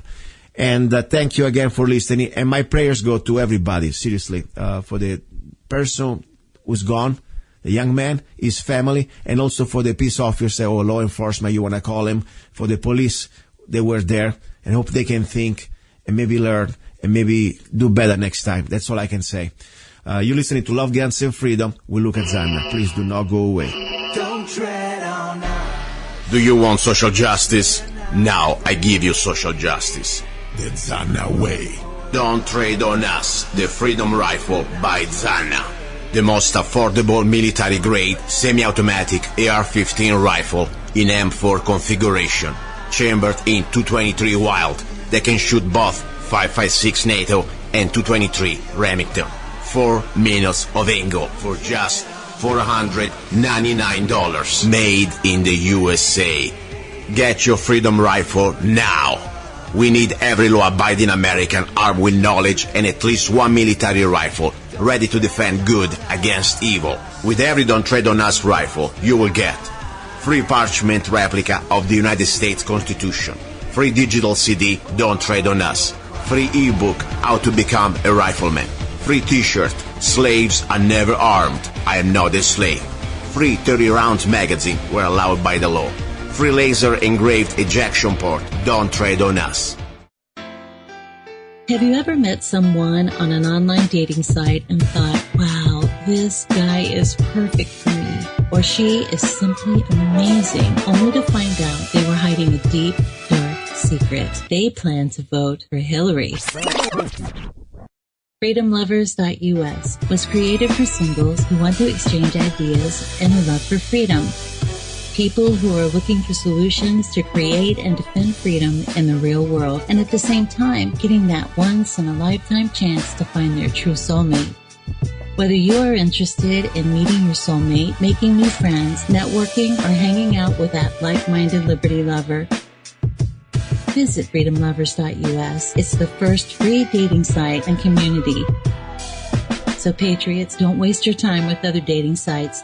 FreedomLovers.us is the place where like-minded singles really... Here we go. You're listening to Love, Guns, and Freedom with Luca-Zanna on KTOX 1340 AM. And we are here right now during this final hour, third hour, the hour about love. Okay, what I would like to do right now today, back a little bit to our recipes. Yes, I always say, at the end of the day, there is, for everybody, probably a different secret how to be happy, how to feel the love, okay? For me, is in the simple things. No matter who is the pain in the ass in politics, in power, could be Obama, could be Trump, or whatever, we will see, okay? At the end of the day, there is a little world that nobody can touch us. Nobody should be able to touch us. And it is our world made of little things. So for me, it starts with my kitchen, my little universe where I can be happy. I can enjoy cooking, growing my food, eating my food, and just be happy. Sometimes you don't need much, at least for me. A glass of wine, a good dish of pasta, meal pasta, homemade. You don't need to be rich. You don't need to be, Donald Trump to enjoy life. With little things, everybody can do it. I really believe that. So today, what I would like to share with you, something that I already done probably a few times, but I would like to put more emphasis on how to make real, very good tasting and healthy, in my opinion, homemade tomato sauce, okay, with the fresh tomato. Now, just to let you know, there are different ways. You can make tomato sauce with ragu, with meat, with meatballs, all this stuff. That's not what I like. I tell you what I like. I like fresh tomatoes. I like the simple ingredients. I like it lightly cooked. I like to feel and taste the flavor of the fresh tomato. I don't want to overcook it. So that's my way I do it. Now, today's ingredients, first of all, and of course I will also dress these tomatoes with my pasta today meal. We will have, first of all, 5 or 4, depends how the size, organically grown tomatoes. Please, if you cannot grow your own tomato, buy organic tomatoes. Pesticides, it is not like, honestly, like just some sort of a fancy word. It is something really, with time, it will completely, my opinion, be bad for your health. So why not to spend extra few cents maybe and to get something that it at least has no pesticides, and also be sure that they are not GMO tomatoes. That's very important. So some fresh tomatoes, if you can grow, I always invite you to grow your tomatoes. I remind you there are many ways. One of the ways is, of course, to get vases. There are some great vases. If you're interested, I'll send you the link that you can grow vegetables from your own home. That's something very nice. Then we need, of course, some basic things like garlic. In this situation, since I'm making a fresh tomato, I will make with fresh garlic, okay? Be sure that the garlic, I already said many times, it is not from China and is organic, because unfortunately, if you get garlic that is a regular garlic, you will probably eat a lot of different type of chemicals that they use to, let's say, completely widen the garlic, okay? So I don't want to eat it from China. Please, get organic garlic. I always say grow your own garlic. I told you how to do it. It's very simple. If you don't know it, send me an email. I'll send it to you again, okay? Or join me on Facebook and I'll share it with you. Now, what we have also, extra virgin olive oil. Very important. These are few ingredients that we need in this recipe, but if we do not have the right ingredients, we will fail. Food will taste horrible, or at least not as good as it should, okay? So, right now I have a beautiful pan here, frying pan. Okay, steel would be probably a better way to cook. I hate Teflon, okay? And I have some extra virgin olive oil, premium, from Trader Joe's, decent prices, and decent quality too, I must tell you. It's pretty good for the quality and the price. Then I have my 4 or 5 tomatoes. In this case, I tell you something, the tomatoes, they were very ripe, and I was able to completely peel them. You want to remove the skin of the tomato, okay? Peel them off, even just with a knife. I showed you a trick in the past that how you can peel the tomato. It's very simple. You boil some water and let the tomato in the hot water for about probably a couple minutes, not more than that. When you take them out, the skin will be so easy to remove. Okay, so that's the idea, simple as that. So I have this tomato already peeled off here in my bowl. Okay, I have about 4 garlic cloves, organic garlic. Then I already pour some of this extra virgin olive oil in the pan. Meanwhile, I have my water here with a boiling pot, ready to boil. It's almost there. So this is not going to take much time. I'm going to show you how easy and really economic to make great tomato sauce from scratch. Okay, another important thing here. I am pouring the tomato inside the pan. But before, of course, I had the oil. It was already warm. And the garlic, okay? So I had garlic already inside there for probably about 60 seconds. Now, you want to be sure that this pan is not too hot, okay? Of course, somebody's already calling here, probably asking about more recipes. Let's make a little break with the music. There is a song I would like to share with you, and then at that point, I'll call back. And that was a caller, by the way, who wanted to pretty much ask me a couple questions about this recipe. First of all, I hope you enjoyed the song before we go further. There was Il Tango delle Capi Nere. That it starts like that, as you know, laggiù nell'Arizona. That means there in the Arizona. This is a song that I'm very emotionally attached because was my grandfather. My late grandfather, Leone Bruno, used to sing for me this song when I was a child. And it's a love song, it's a tango, and it's from another generation, of course. It's a song from the 40s. And for me, it was a very interesting song because every time I used to go to visit my grandfather, he used to sing for me this song at his office. He was a businessman. And I never really understood very much all the story. But now when I came to America, especially when I came to Arizona, I don't know, it came back to my mind, and I started to learn this song, and somehow, it's like, I don't know, it's bringing me back memories, and I wanted to sing it for you today. Il Tango delle Capi Nere by, I forgot the name of the author, but anyways, a singer I mean, the songwriter is from the 40s. That's another generation. My grandfather used to sing it for me. So today I want just to share with you this song while we're cooking this very simple but delicious recipe of fresh tomatoes pasta, okay?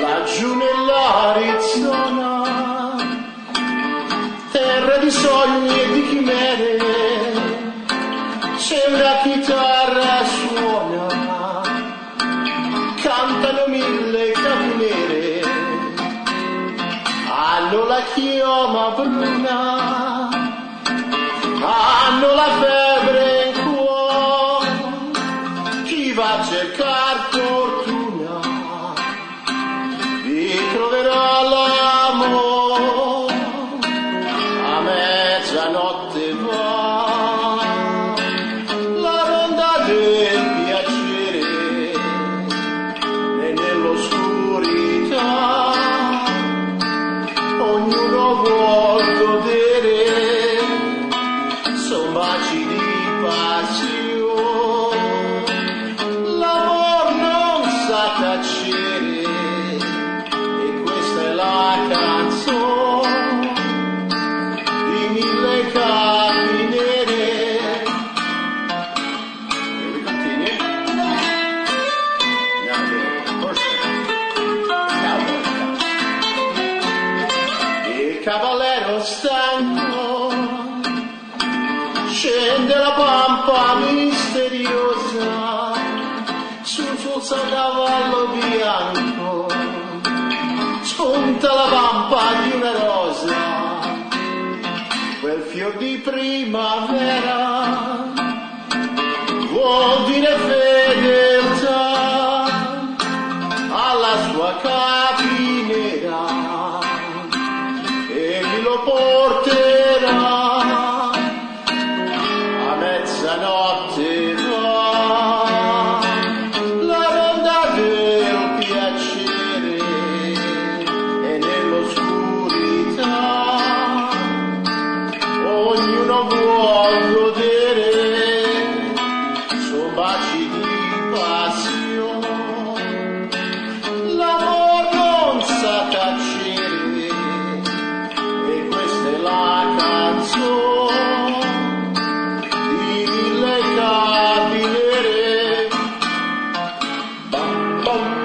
Now, I have here in the pan, frying pan, the tomato that we already cut in pieces. I don't need to do anything. Just cut it with a knife, and you will see with the heat they will start to form like a sauce. Okay, they become little chunks, but just use the little wooden spoon like I'm doing now. Meanwhile, I had already previously put in the oil, extra virgin olive oil, the garlic. Now the trick is to start to put a little bit of salt and and black pepper. So first of all, let's go with the salt. I remind you to always use the best salt you can. I love the sea salt, natural sea salt, okay? Here we go. Little sea salt. And we have ground pepper. 1 sec.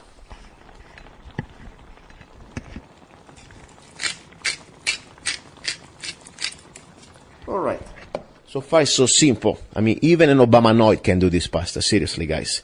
Even if you order for Obama or for Hillary, you can make this pasta. I guarantee you, you can do that. Okay? Now, meanwhile, I have on the other part of my kitchen here, I have the pot boiling almost. When the water is boiling, what do? You add salt. Okay? You do not add salt after or before, but when it's boiling. Okay? Not too much. You can always add more salt. Okay. Now, meanwhile, we have the tomato sauce. It's been probably cooking here for at least, let's say, not even 3-4 minutes. Okay. The idea is I do not want to overcook these tomatoes. I want to keep them as fresh as possible. My only goal is to somehow remove the water. Okay. And make it in a way that it's going to be like a sauce, but it's not going to be too dry or it's going to be too wet. Okay. Now I'm going to my area here where normally I keep all my pasta. Today I have, this is very good. It's Ami's Fairs. It's a brand from Italy that you can buy as meats, by the way. It's a very good quality pasta. They're called gemelli, twin pasta. But doesn't matter which pasta you use. You can also use penne, spaghetti, doesn't matter. The point is we are focusing today on this sauce. Now, the final ingredient for the sauce would be, at this point, basil, okay? Fresh basil. As I said, if you buy fresh basil, it's always better. Do not get the dry basil. It's going to taste differently. But more important, if you grow your own basil, it's even better. Now, one sec.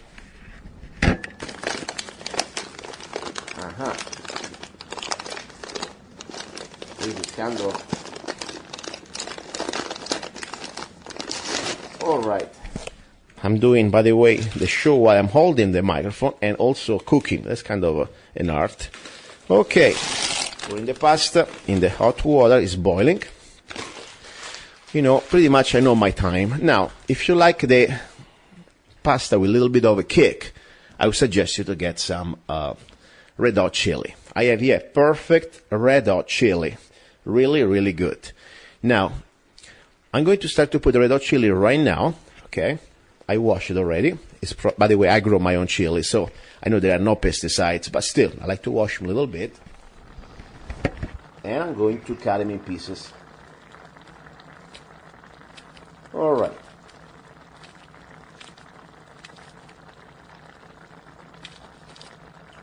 All right. It's gonna be spicy, okay? No messing around. All right. It's gonna be a spicy pasta today. As I said, basil. The basil is going to be the last touch because you do not want to overcook the basil. You want it just to put it when the sauce is done. It's still warm, but it's going to be pretty much the last touch. Now, what I'm doing, I'm going outside where I have some of my vases where I grow my basil and my herbs. For example, let's get some basil. Here we go. Here we go. Arizona is beautiful because even now we are in November, at the end of November, I can still grow my basil outside. Isn't that nice? But as I said, if you get these vases, you can also grow basil inside your home. Why not? Why buy basil? It's so expensive, and also only God knows how they touch it, with what type of hands. Do they wash their hands when they touch it? I wonder how they keep it. And also it's going to be always in the fridge. Okay, so this is fresh out of my vase. Okay, my garden. All right. Meanwhile, I have the pasta. It's ready here. It's cooking. How long this pasta will cook?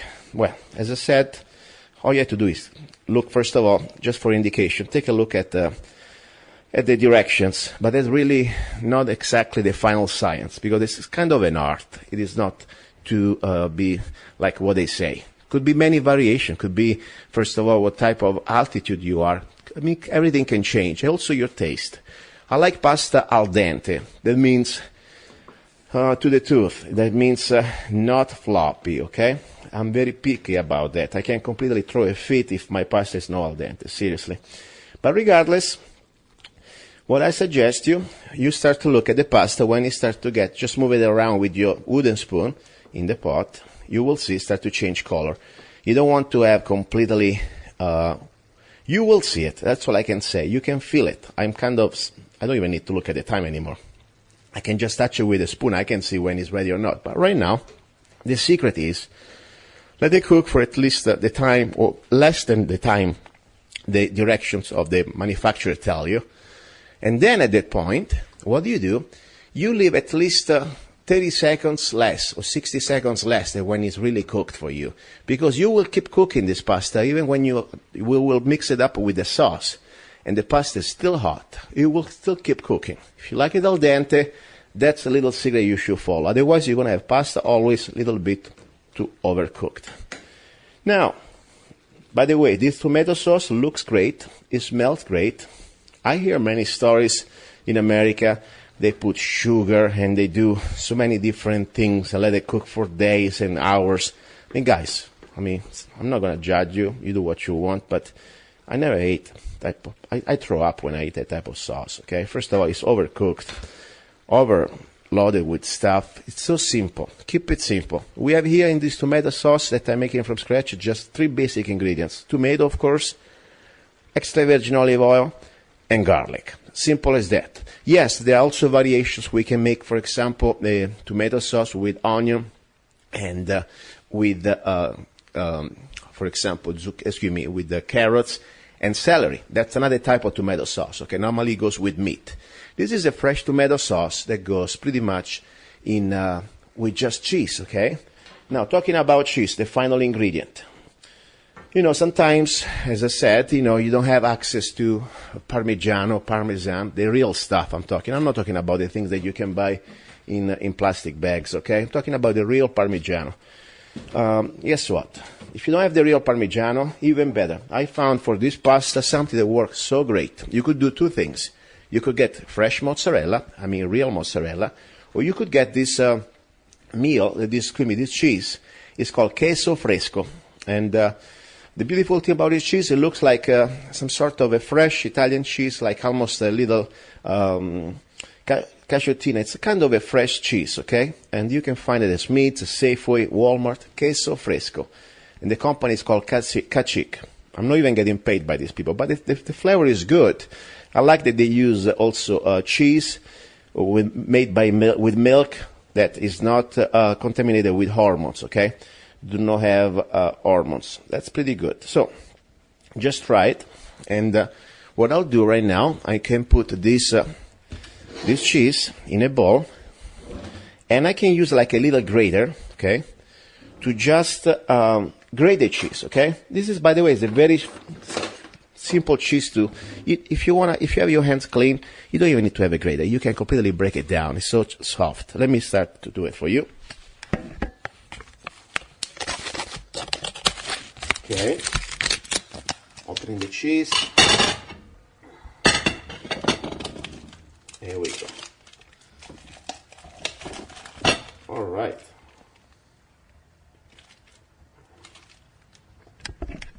Really good. So I like this fresh cheese because when we have here these fresh tomatoes with garlic, I really believe that this fresh cheese is also better in my opinion. Now, meanwhile, the pasta is getting ready. What we do, we taste it. We want to be sure that we are getting there, okay? So I'm going to simply taste it. Taste one.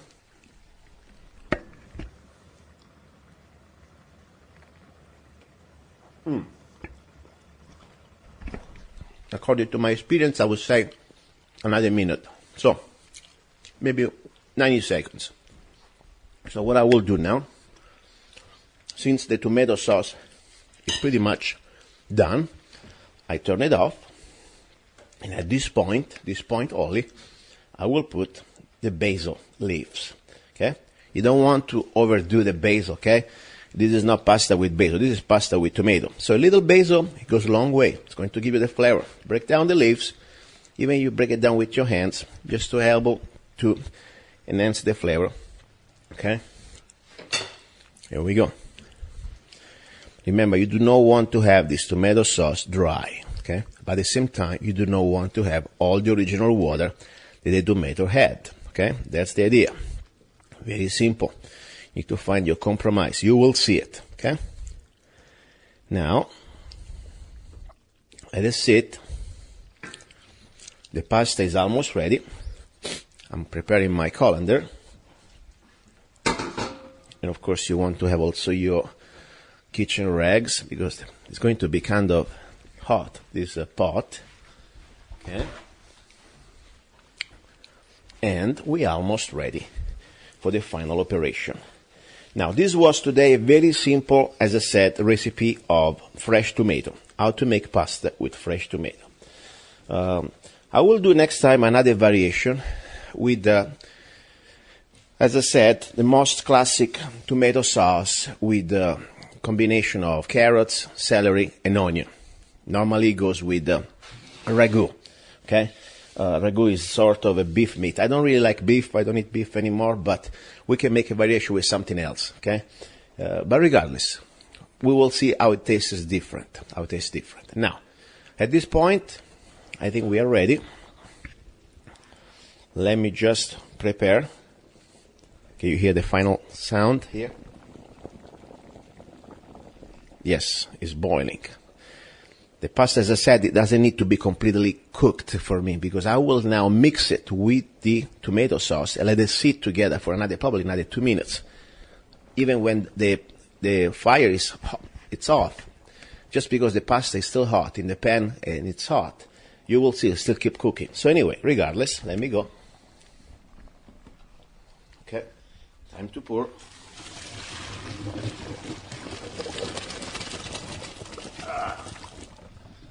There we go. And the final touch. All right. What we do now, we pour the pasta in the pan where we add our tomato sauce.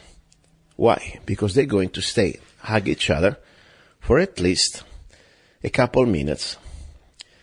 And let it sit. Now at this point, I will add the cheese at the end as a final touch. And this today was today's recipe. How to make a fresh tomato sauce with just some fresh tomatoes and garlic and extra virgin olive oil. That's it. Simple as that. In a few minutes. You don't need to buy cans. By the way, unless you buy BPA-free cans, most of these cans, they're not really good for you, in my opinion. So that's a simple way to eat decently, healthy, and very good taste. Now, do not go away because the show is almost at the end, but we still have a final segment with Luca-Zanna, and you're listening to Love, Guns, and Freedom on KTOX, 1340 AM. Hey, you. Yes, I'm talking to you. You deserve a break. Enjoy a moment of indulgence. It's time for Zanna Coffee. Guilt-free pleasure. Zanna Coffee is the organic coffee to amplify your senses and enhance love for life, liberty, and the pursuit of happiness. Only the best organic and GMO-free coffee beans from around the world that I selected. Zanna Coffee brings you happiness in every cup. Fair trade certified, sustainable organic coffee. That means we do not use slaves.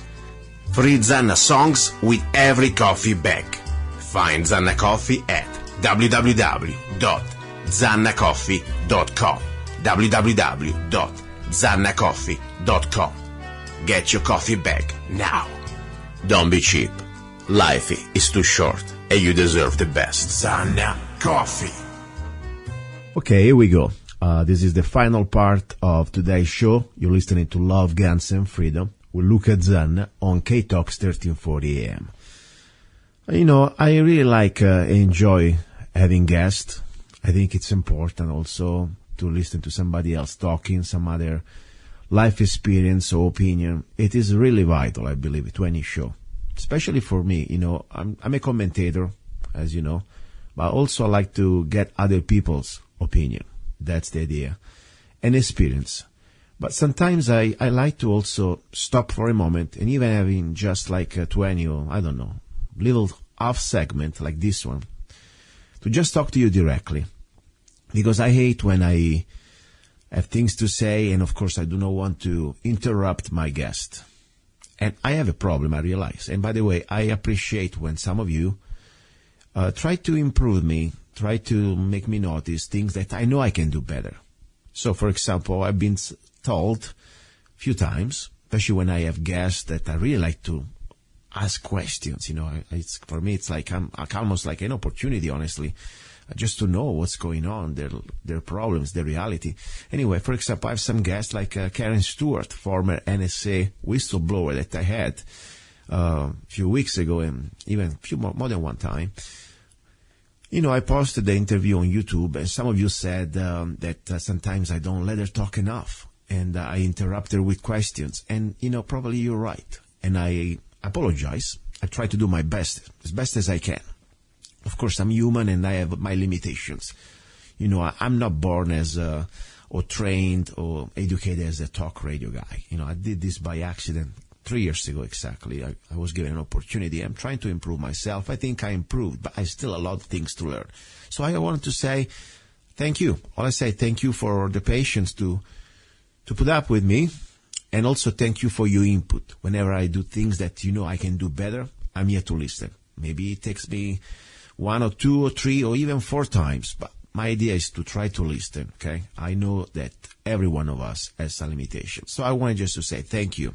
to all of you for listening, and more important, to try to give me your feedback, your input. Now, another thing, I tell you, this weekend I've been kind of overwhelmed with different things, besides personal, private life, Thanksgiving, business, new business I'm trying to launch. I said to myself, if Trump was going to, I don't even care about Trump, if Hillary was not being elected, I really wanted to get a chance to really hope and trust again in our, let's say, economy, because right now it is really tough, I tell you, for the small business, and I'm a small business owner. The last 8 years, regardless, party, Democrat, Republican, this freaking bastard, and not just him, all the people behind him, with all the regulations and this Obamacare, who has drained and killed the economy. And this is something I tell you, this is beyond party lines. I'm not a Republican, he says, and I'm not a Democrat, of course. But I tell you, it is logic, guys, okay? I'm talking especially to the Democrats out there. How do you think this system could sustain this type of situation like Obamacare when you have average person out there who used to pay, let's say myself, I used to pay $120, $130 before Obama started it with all this nightmare. And then with Obamacare, receiving less, because that's the reality, you will receive less, you have higher deductible, and of course less benefits, and you have to pay more. You will pay your premium, the monthly premium, from $125 or $130 8 years ago or whatever, after started with all this done with Obamacare. We went to right now in Arizona, I should have probably paid $600. And I know many people pay $600, $700 a month. So my point is, what do you think this money, where they're going to? If people will comply with this, and this is just for a person, think about if you have a wife, if you have a couple of children. Meanwhile, you have to pay your mortgage or your rent. You got to eat a couple of times a day.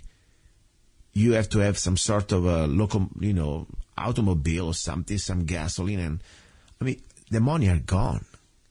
This system, it was created to destroy the economy. That's the reality. So my point is, I said, if, Trump, more important, Hillary, was not going to make it, because Hillary would have been reinforcing all the disaster Obama did. I said I wanted to give a chance to create a new business, to start something new. And I'm doing it. I'm in the middle of this, starting new project, and I will tell you more the next few weeks. Meanwhile, of course, I'm so excited about the opportunity I already have. I'm starting this also besides being a songwriter.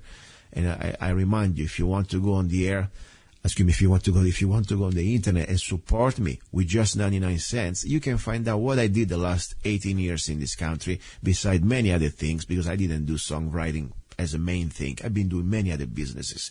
But I've been writing songs and publishing my songs and producing my songs. And they are available right now. There are more than almost 100 tracks. And you can find them, of course, on Amazon.com, iTunes. But more important, if you go to www.zanna.us, you can find all my songs there available for download for just 99 cents. So besides that, I started also something that I really wanted to do for a long time, writing books. So now I have my first book out there on Amazon, and it's called Lyrics and Poems. And why I'm saying this, you think, are you bragging about yourself? No. I'm telling you who I am, first of all, my dreams, my hopes. They could be also your hopes. And more important, also, I tell you how the show supports itself. I'm telling you, this Sunday, this Sunday I didn't probably wanted to come on the air. That was my point. I got busy with life and businesses and stuff. And, by the way, next week I will go to Phoenix for the gun show. There's a gun show in Phoenix, December the 2nd, the 3rd, and the 4th. I'll be there for sure the 2nd and the 3rd. And it's going to be kind of busy for me this week. Also, I have Sunday, for example. I'm not here right now on the air, but I am. This is recorded. But I will be probably in Las Vegas doing my certification as a gun instructor with the NRA. So this is my new things I like to enjoy doing. I do new projects that they are pretty much connected with who I am. But my point is, part of me, I didn't want to come. Because I say, I got so much stuff to do. It's Thanksgiving. Let's just let it go. And then I say, you know what? I'm receiving emails from new listeners, and new listeners contact me from really around the world, and I'm very humble about that. And even from around here, I realize that I have many listeners in Lake Havasu, for example. So, and I'm not saying that people say, oh my God, you didn't do the show. Oh my God, we're going to cry now. Probably your life's going to go on anyway, and you're going to do fine even without my show. But I feel like a little bit, let's say, obligated and committed to do as much as I can, because this microphone for me, it is not an opportunity to, I don't know, just entertain. No, this is not entertaining at all. This is an opportunity for me. It's like a duty, as I said, as an American. When I took the oath to become an American, to defend this republic and this constitution, I say, you know what? I don't need to wear the uniform. I can do this. I think we need now more than ever people who are willing to speak up, to say what they think, especially in the defense of the republic, of our constitution, in our land, in America here. So, for me, this is just like a megaphone, like a little amplifier that I can amplify my message, or what I believe, and also what I'm committed. As I said, sometimes I may sound harsh. You may believe that probably, I'm crazy, whatever. My goal is very simple. I love America. I love what this foundation we had as the Declaration of Independence, our Bill of Rights and the Constitution. This is for me the America. It is not just waving the flag 4th of July and then going back to sleep. No, it's living it every day. And I'm committed to this. And that's the bottom line. I don't care about party lines. I bash them all.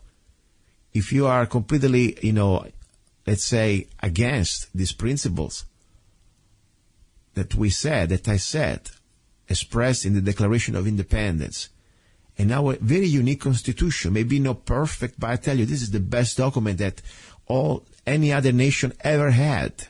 Can be perfected. I'm sure there are a few things I would like to improve maybe, but right now this is the best we have. And more important, our Bill of Rights. So this is for me the reason why I'm on the air. And that's why I feel committed to be here today, even it's going to be a crazy week. And I say, you know what? No. Tonight, right now, I'm recording. It's Saturday night. It's 1 o'clock. And tomorrow I have to get up at 5:30 to go to Las Vegas. And I'm not trying to make you feel sorry about me. No. I do this because I love it. I don't need to do it, but I do it because I enjoy it. At the same time, I understand it's a little sacrifice. But I want to say thank you for giving me the opportunity to understand that I'm not just talking to myself here. Sometimes I feel like it, honestly. I want to be honest. I'm speaking to myself. But after 3 years, sometimes, you just do your stuff. I do my stuff. And I don't care if it's just one of you listening or 1,000 or 10,000. I just do it. Because I know that anyway, regardless, this message is going to be like a message in the bottle for posterity. Every one of this show, beside being broadcasted by KTOX or any other radio out there, it is on my YouTube channel. And I leave it there for posterity, for other people to listen. To agree, to disagree, I don't care. It's out there. So that's the bottom line. So I want to say thank you. And since this is, as I said, the weekend of Thanksgiving, I wanted to be thankful. I wanted to be thankful to be alive. Thankful to my mother, who always supported me, my choices, even when they were kind of extreme, even when I was in my just 18, and I wanted to go visit the world. And I remember I was still in high school. The Christmas of my last year in high school, I went to Canary Island, in the middle of the Atlantic Ocean. And then I came back, then finished my high school. And then I went to, just lost in the South Pacific. At 19, I was alone in the middle of French Polynesia. And my mother only, God knows how much pain and suffering and worrying about me. She always supported me though. So I'm thankful to her, because if it wasn't for her, probably I wouldn't be here. She gave me the chance to go around the world, to understand what I was looking for, and to understand that, after visiting almost all the places I wanted to visit around the world, America was the place that I decided was my place. And then I came here. And it was, of course, a miracle for many reasons. And I said, this country, for me, represents more than just a job or business or money. I don't care. Money comes and goes. Money, you're not going to bring it with you in your afterlife. But your love, your experience, the things you had the opportunity to find, to learn, your human capital, I call it, that's something that is priceless. And more important, the joy to have fulfilled one of your biggest dreams. And for me, one of the biggest dreams was to come to a place where I could somehow find the last frontier for freedom, something that I was always looking since I was a teenager, probably. And I'm not saying, this is perfect right now. No, we lost it. We lost a lot. I'm not just talking about the last 8 years. We lost freedom the last at least 100 years. Started with the Federal Reserve Act of 1913. Go back there. I don't want to start to talk about private Federal Reserve income tax, but you know what I mean. If you want to know what I mean, if you don't know yet, go on YouTube and watch America from Freedom to Fascism by Aaron Russo. And you understand how much we lost the last 100 years. But the point is, I want to hear, is my commitment, is my joy, is my desire, and also my duty to take it back, to take our republic back. That's why I'm grateful. Because I feel like this for me is like an honor to be here with you, millions of Americans. I'm not saying every one of you is awake. No, many of you, unfortunately, are the problem. As I said, if you still think that Bush is a good guy or the Clinton are the good guys, Hillary is a saint, you have a problem. Seriously. And Obama, of course. No. But there are a lot of good Americans out there, regardless which party. I showed you before in the first hour, Ronald O'Donnell. He proved exactly that, I was wrong a few years ago when I thought every Democrat was somehow an idiot. No, it's not true. Like, no, every Republican is an idiot. There are some good Republicans too. Of course, we have some differences about socioeconomic, but for me, the most important thing, when you put honesty before any party support or party's allegiance, that's the first thing. If you support a crook, we have a problem. I don't care which party you are. If you not only you support the crook because the crook is on your side, let's say he carries the same party card that you have, you are an accomplice. You are part of the crime. Seriously. That's why I said, it gives me hope. I see there are good people on both sides. And as I said, I have no side. My only side is here as an American who took an oath to defend this country. And, I would die for this country. I'm telling you, like you fathers, some of your grandfathers died on the beaches of Anzio in land that they didn't know. They didn't know my family. They came here. They knew they had to do a duty. And they knew that some of them had to die. Many of them died. That's why I'm grateful today to you guys, and more important, to your fathers and grandfathers. And I tell you, I wrote a song about, 2001, long time ago almost. Now it's getting old. A song anyway, it's called Thank You America. And in today's America, these lyrics probably do not represent anymore what we really are. Because when I say, I'm free, no, we are not free anymore. We used to be free. But I want to use this song as an encouragement, as an inspiration to the Americans out there that they are willing to take back this freedom together. To remind that we used to be free. And now our freedom, it didn't just go away. No, we let it go away. All we had to do was say no. And then we were silent. And then we were silent again. And then they took it away from us. And now, when you start to reclaim it, it's going to be a little difficult. But I think we have hope. I think we have a chance. It all starts at local level. That's why I say, we need local level, city level, county level, state level especially. People who understand the basic. They don't play any type of allegiances to any party, but they follow the allegiance to our basic law, the law of the land, our Constitution, and our Bill of Rights. We don't need to write every year thousands of laws. I mean, this is like an exponential madness. Think about it. Every year, the job of the politician is to go to office and to justify his paycheck. He's going to write a new law.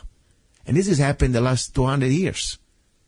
But the problem that the last, for sure, 100 years, forget about the last 20 or 30, but for sure the last 100 years, we had an exponential growth in laws. Endless. I mean, 50 years from now, we're going to have you can break a law even when you sleep. Probably there is a law even when you're sleeping that you need to follow. Seriously. So we got to go back to the basics. Sometimes the basic law is supposed to be respect your neighbor like yourself. Don't do to others what you don't want to do to yourself. Okay? I'm paraphrasing it, not exactly right, but that's the bottom line. You have rights until you do not infringe on somebody else's rights. And if there is no victim, there is no crime. Simple as that. Let's try to let people live in peace, in happiness, if they do not endanger others. That's the bottom line. We have a Bill of Rights, we have a Constitution, we have a state constitution. We're supposed to send home all these legislators at least 11 months out of 12. My opinion that 1 month out of 12 is too much if they work. Otherwise they get too creative and they're going to do more and more. Anyway, I was going to this point. I have this song, it's called Thank You America. I wrote it. I said I do not regret any word because I mean every word, but also I understand I'm not naive. All the lyrics I say here, these belong to an America that we need to take back because right now we are not there. So if you like this song, always remind you can go to Amazon and you can find 3 versions of this song. The rock version, the original version, and the, let's say, orchestrated acoustic version. Anyway, I'll play for you right now one version. Thank You America. Music and lyrics by luca-zanna. And I want to say happy Thanksgiving to everybody out there, okay? And then we close after this. Stay there. Don't go away after the song. I got a little bit of a close-up. Okay. You're listening to Love, Guns, and Freedom. I pledge allegiance to the flag of the United States of America and to the republic for which it stands, one nation, under God, indivisible, with liberty and justice for all. Thank you, America.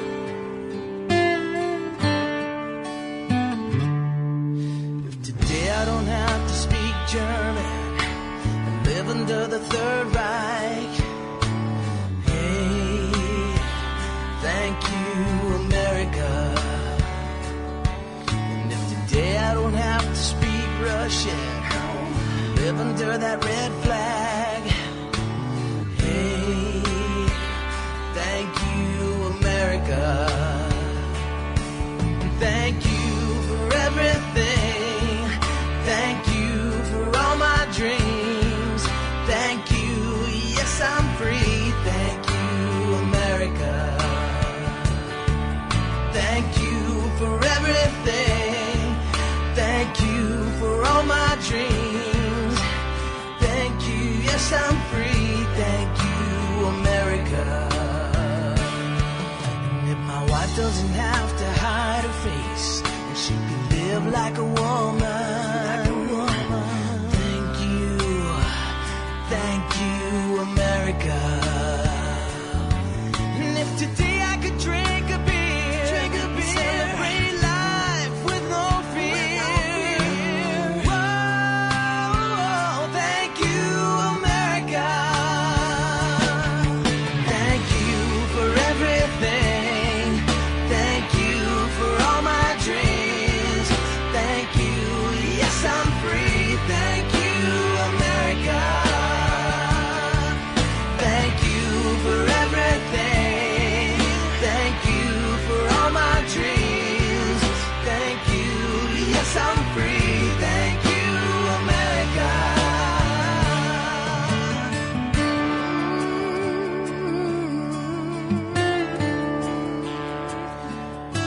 If today I can choose my own God, if today I can say what I think without looking behind my back, if today I can be the owner of my present and dream about my future, if today I'm a free man in a free country, I want to say one more time, thank you, America.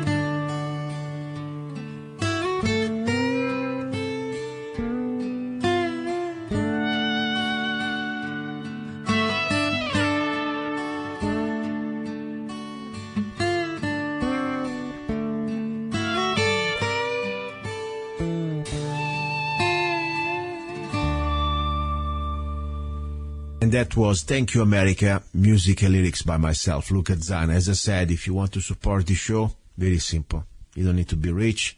You don't need to buy T-shirts or other things. Of course, I appreciate when you buy T-shirts or when you buy coffee. But sometimes, 99 cents, it goes a long way. All you gotta do, go to Zanna, ZANNA.US. You'll find all my songs. You can download the individual single CDs or the individual single tracks. And each track is just 99 cents. Now, if you notice, this song at the beginning, I have the Pledge of Allegiance, and I don't want to go back to this. This song, I pledge allegiance to America, to its Constitution, to its Declaration of Independence, and the principle expressed in its founding documents.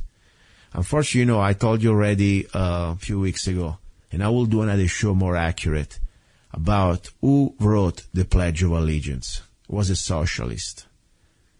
The Pledge of Allegiance isn't some sort of indoctrination, and it's not about really what America used to be, in my opinion.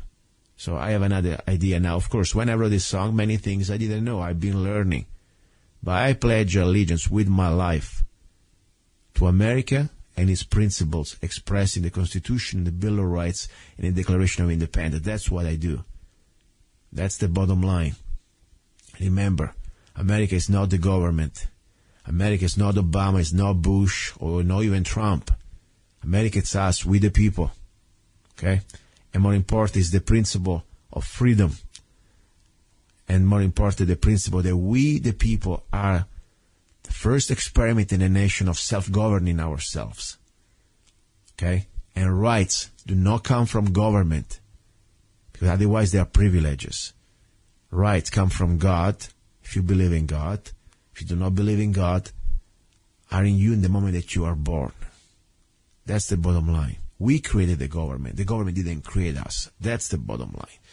So, what can I say? I'm still here. And I want to say something also about Facebook. I use Facebook understanding that is an instrument of control, more important of infiltration of our minds and databasing. They know exactly what we do because we put it out there. Our taste, our personal feelings, and everything else, political views. And people say, why do you use it, Luca? Because you know what? Because you can use their instrument of control against themselves, against them.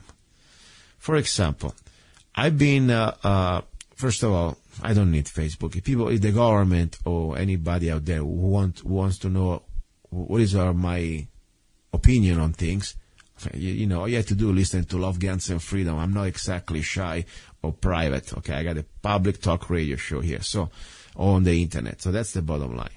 Of course, Facebook gives you also another edge of depth. But why do I use it? Because I think it's a great instrument to meet people, to learn from each other, to communicate with each other, and also for this radio show has been very vital. I had the opportunity to meet incredible people that I've been connecting with Facebook, and I think it was really, really important tool, and it is, but use it, in my opinion, with the right purpose. Don't let Facebook use you. You use Facebook for what you need, okay? Otherwise, it can be also very sucking idea of, suck your time, suck your energy. That's the point. So I try always to use it in that way. Anyway, talking about love, I want to remind you also that I have a website out there that I didn't promote recently. It's called freedomlovers.us. freedomlovers.us. You go www.freedomlovers.us. It's one of my ideas that always with the idea to connect people, to find each other. And this is a website that is not just a typical dating site. Nothing wrong with that, by the way. Also, it's a place where you can hopefully meet like-minded people, network, and more important, share your own ideas. So it's free, though, completely free for you, 100% free. And when I say free, it's not like, oh, we ask you for the credit card and then we give you the first month free. No, this is really free. We don't ask you for anything. I don't ask you for anything. I just ask you that you go there and give it a look. And if you like it, promote it, share it with your friends. I want to create a community for like-minded people who believe in freedom. They can find each other because times are going to get tough. Don't think now with Trump everything's going to be fine. No. Unfortunately, the economy is still, we have really destroyed the foundation, the bonds of our country. I believe completely we can take it back. We can get it back. We will get it back. But it's not going to be easy because there's so much damage has been done. I mean, we are $20 trillion in debt. And the interest, it's just the interest. Think about it. You think it's just a number out there? This number, unfortunately, is a scam. We know that. We know the Federal Reserve is a scam, is a private entity charging us interest just because they're loaning us the money that we're supposed to print our own money. But regardless, it's there. And then we use collaterals like our labor. So we have a serious problem out there. Obamacare is not over, even when it's going to be over. It's going to take time to recover. So I tell you, I hope to be wrong, but I think no matter Trump is in, we're still going to have a really tough times. So it's good to find each other, to at least have a network of friends or like-minded people, and why not, maybe even love. After all, as I said, this is the show called Love, Guns, and Freedom. Now, talking about love, next week I will have a guest, hopefully, I've been talking with, that we will talk about this pizza scandal that is not about pizza. It's about this pedophile ring with allegedly, many people from the Clinton's campaign.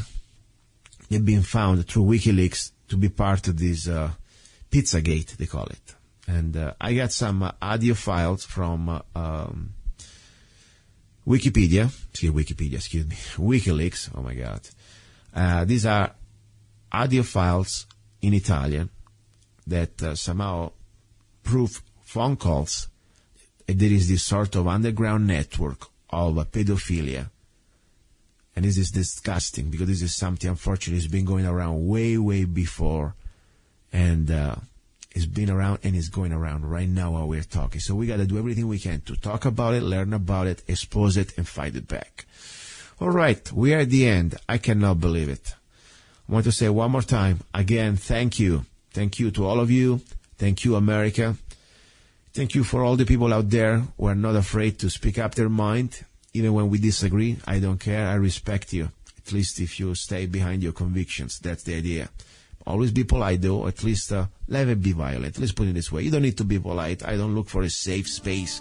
Okay? You can be rough if you want. But always remember, never use violence. We are here in the arena of the ideas, and we'll challenge each other in the arena of the ideas. God forbid, hopefully we never need to use violence unless for self-defense or to defend the innocent. Okay, don't go away. Don't forget, next week I'll be in Phoenix at the Gun Show. You'll be listening to Love, Guns, and Freedom with luca-zanna. Ciao.